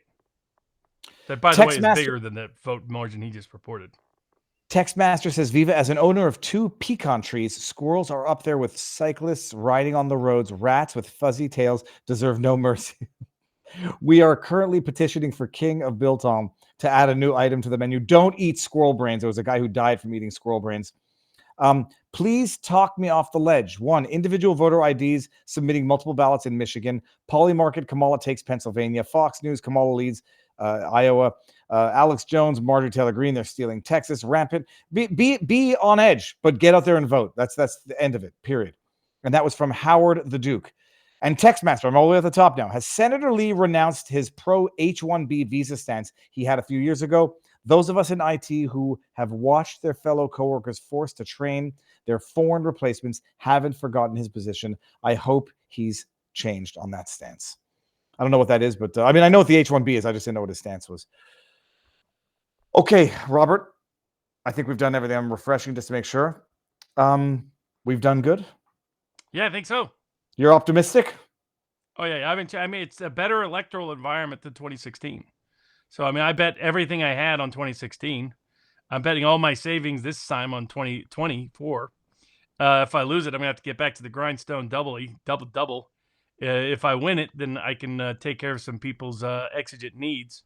So we'll see how it. So I'll have a lot personally invested in it. But it goes how it goes. Life is what it is. There'll be worse things for the country if Harris, in my view, is elected president under these circumstances. Yeah. But the fundamentals say you can just go to Gallup. The most predictive metric the last 4 election cycles has been Gallup. So Gallup has put out a party affiliation in the last quarter of the election, and that gap between Republican and Democrat has been within a half a point of the final presidential vote margin. That's how close it's been. Then they've gone down and they've polled what, and if you want to know where does that party affiliation information come from, it comes from what's the top issue, what's the number 2 issue, which party do you favor on those issues. Also, do you feel safe? Do you feel safer? Do you feel prosperous? Do you feel more prosperous than you did 4 years ago? And which party do you favor on those issues? And when the economy is bad and people don't feel safe, either because of foreign war, domestic crime, chaos, whatever it is, the incumbent party loses. Always has. And lost by a big margin. Throughout America, the only time that's happened, the numbers economically right now are as bad in terms of public's view of them as 2008, 1992, and 1932. Right? Those were not good cycles for the incumbent party. The sense of safety, security, chaos, crime, foreign war is as big a concern as it was in 1952. Might surprise people in 1952, but everybody was mad at Truman because of how Korea was handled. 1968, everybody remembers that as the crazy chaos election. And 2008, because of the combination of the bailouts and the Iraq war disaster. So here you have an electoral environment that has both a bad economy and a foreign war disaster and domestic chaos issues. The closest analogy to that is 2008, and there the incumbent party lost by 8.5 points. So that's why. So what does Gallup data predict? It predicts Republican +3. It says the party affiliation is Republican plus. Gallup never has had this in its entire history since 1936 in polling. It's never had Republicans ever with a party affiliation lead ever. It had it tied in 2004, which was an indicator of how that election was really leaning Bush, but it's never had a lead. It had it +5 in 2020. Biden wins by 4.5. It had a +3 in 2016, or +2.5. Hillary wins by 2. It had it as I forget what 2012 I think was +2 Democrat, +3. They win by 4. The might have been actually +4. 2008 +9. Democrats win by 8.5. I mean, it's been ridiculously head on. Top issue: economy, immigration, cost of living. Who has the edge? Republicans by big margins. How do you feel about the economy? Economic conditions worse since 1992 in 2008. How do you feel about security? I mean, every indicator, every fundamental that has ever predicted the history of American elections says Trump, Trump, Trump, Trump, and Trump, and says Trump not in by a good safe margin. Then you go. So if you Gallup's predicting a 7-point shift from 2020 to 2024, +4 and almost +5 for them in 2020 to +3 Republican now. So if they were right, what you would expect to see, first you'd expect to see the fundamentals line up in other polling. University of Michigan's Consumer Sentiment Index, for example. And guess what? It does. Most negative consumer sentiment index on key items of affording a house, affording a home, affording rent, affording a car, affording a vehicle, just affording anything has been as bad, in some cases worse than all the way back. You have to go back to late 1970s and Carter inflation to find people as feeling as negative about inflation as they do right now.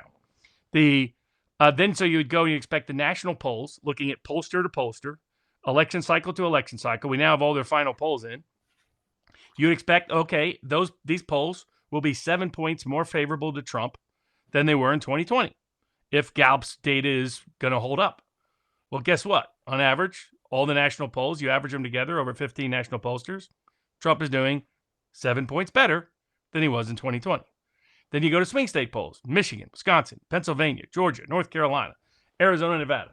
You'd expect the same thing, an average of Trump performing 7 points or better amongst the same pollsters using the same methods from 2020 to 24.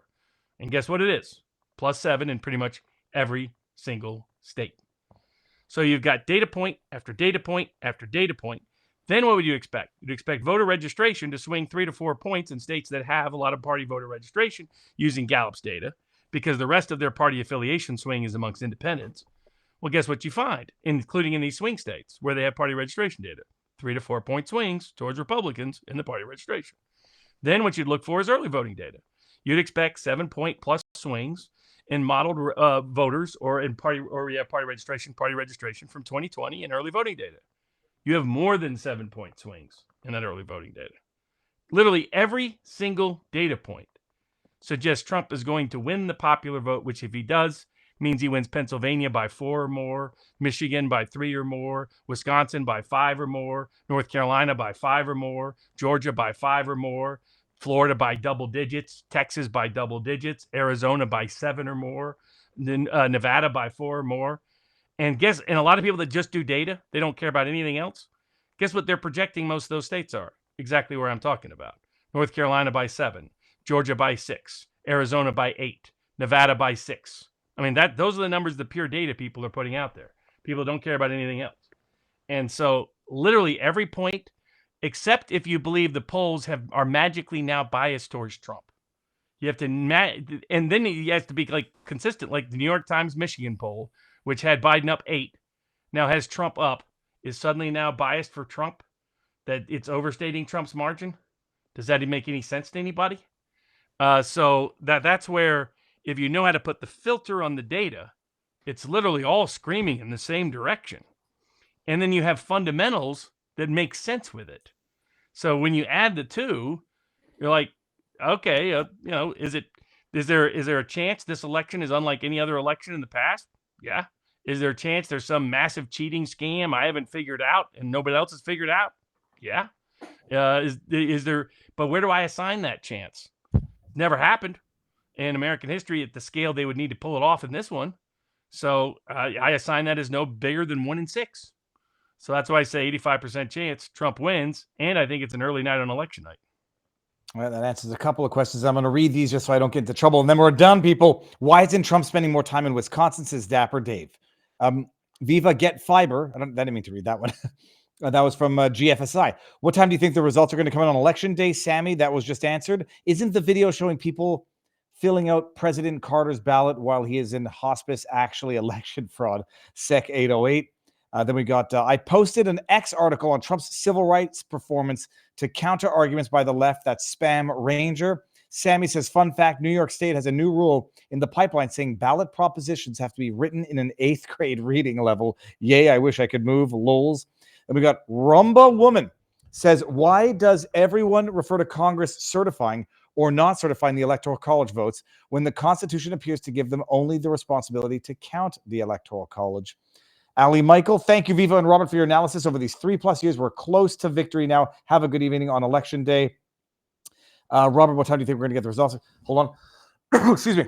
Harris has we all deserve a U.S. House rep like candidate Lily Long for the 2nd District in New Hampshire. She is fire, from Denise Ann 2. And we're done. That's it. We're going to go. Robert, we'll say our proper goodbyes. Everyone out there, peace out. We will all see you tomorrow and Tuesday. Go. Enjoy the evening.